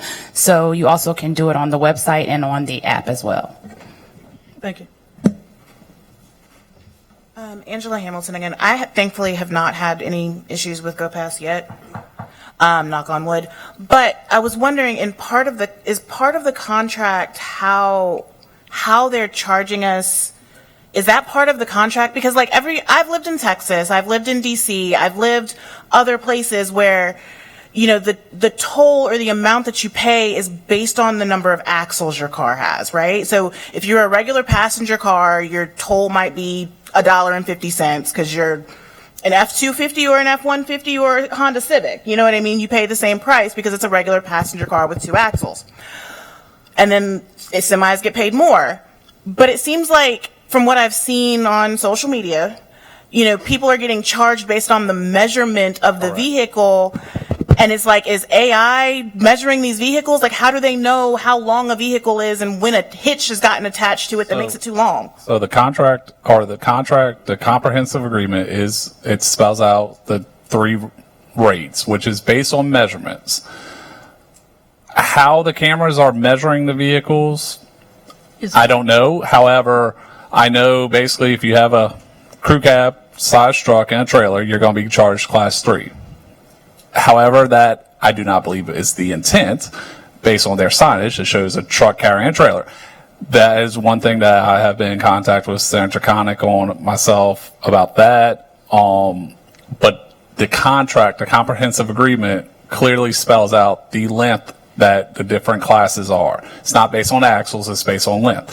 Now, I've seen bills where they go across it, and then their trailer hitch is on it the next day, or something like my dad has a bike rack that he puts on the back of his truck. I mean, that then it changes the charge because now all of a sudden you're longer than that length. Again, that is not the intent, I believe, based on their signage and the reading of the contract. I mean, Vic is standing up. I could see him jumping at the gun to get up here. I've read that contract multiple times, so has he. We fought this back in 2019 when nobody else would fight with us. Like I said, it's based on overall length. And it's how accurate it is, I don't know. That's some of the issues that we're dealing with in conversation with Senator Connick, former Secretary of Transportation. I mean, he's getting moved to Executive Council come Monday, so some of these discussions I think are going to kind of restart come Monday. So that's your short answer. Yeah, because that was going to be my other question, was the sign makes it seem like a regular passenger car without the resident rate is $1.13, and then if you add a trailer to it, then it's that $2 whatever, and a semi is the $7. But that's not what's happening. Correct. Mr. Newsom has a extended cab and went across with his boat last weekend, and he got charged Class 3. I don't think Mr. Newsom's truck with his boat is the same as a semi-truck. Right. But that's what they're charging based on length. And again, that is one of the issues we are fighting. I did get a call from DOTD who explained that they are lengthening the size of the measurements for the vehicle. So a crew cab, the picture says a single cab, 2 doors, and a crew cab has 4 doors. So with an extended cab, I think it was measuring 20 feet. They are extending that length so that it's going to be adjusted. So they're working on this. Unfortunately, it's not. Correct. So like I said, like a Suburban, I have a F-150 crew cab. I'm charged Class 1, but I've seen it on my dad's bill, but he's military honor, so he doesn't pay, but he still gets the invoices and it shows, and then it basically zeroes out. But when he has his bike rack on it, which is just goes in the trailer hitch, that's it, he gets charged to Class 2. So it's all messed up. But again, lengthening it might solve the problem on these little things. The other issues of phantom crossings and all that, we need all the support where we can have a leg to stand on. And the accuracy of the measurement. The accuracies of the measurements. How Well, if they extend it, then it won't, I mean, if they extend it, I'm just saying from 20 feet to 23 feet, well, okay, that 1 foot difference is not going to really make a difference, but I understand where you're coming from. Thanks.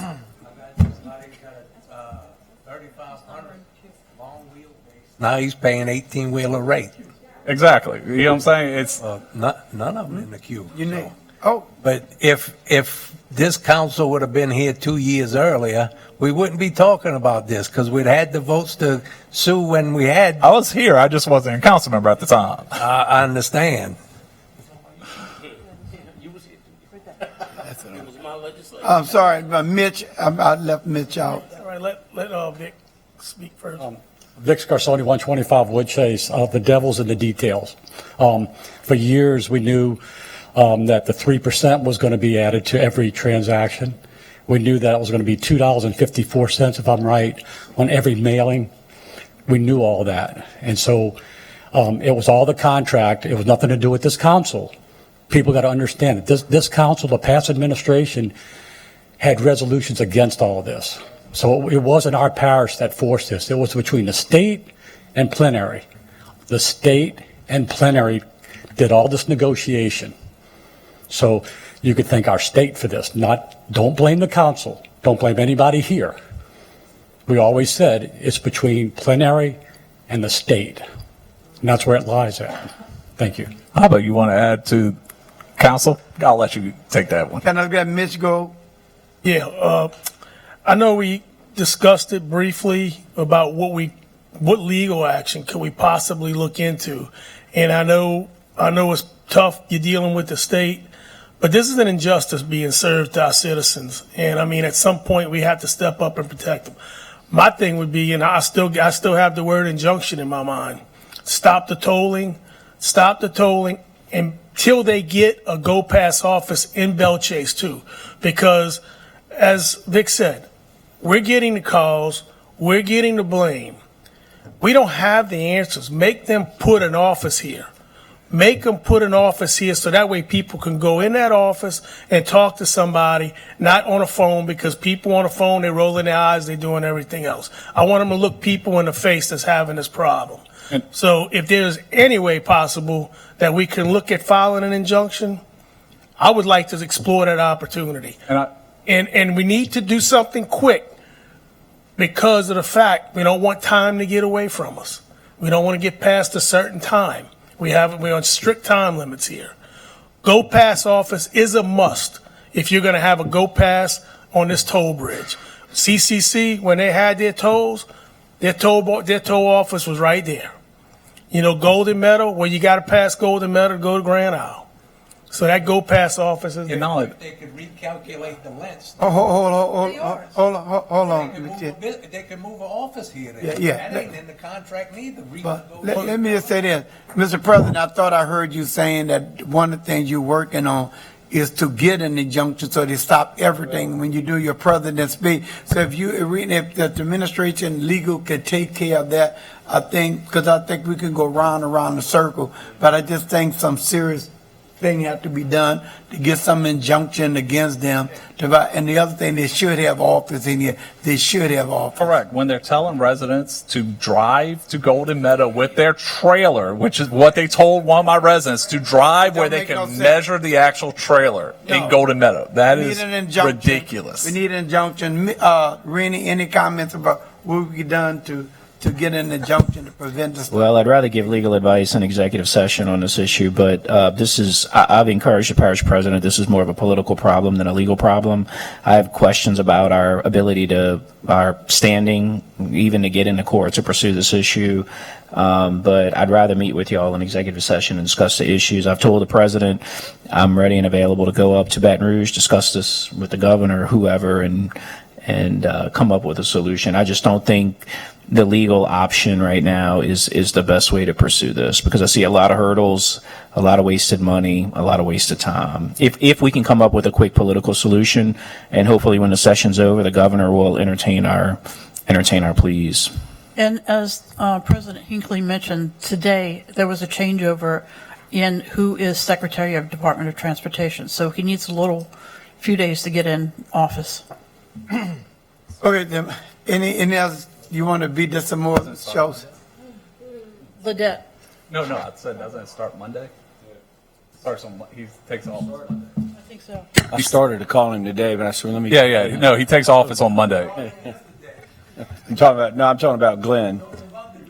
No, okay.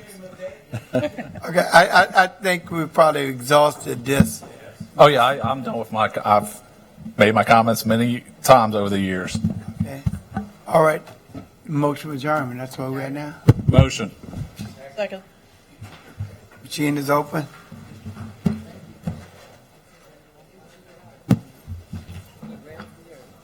Hallelujah. Council meeting adjourned at 6:04. 504. 5:04.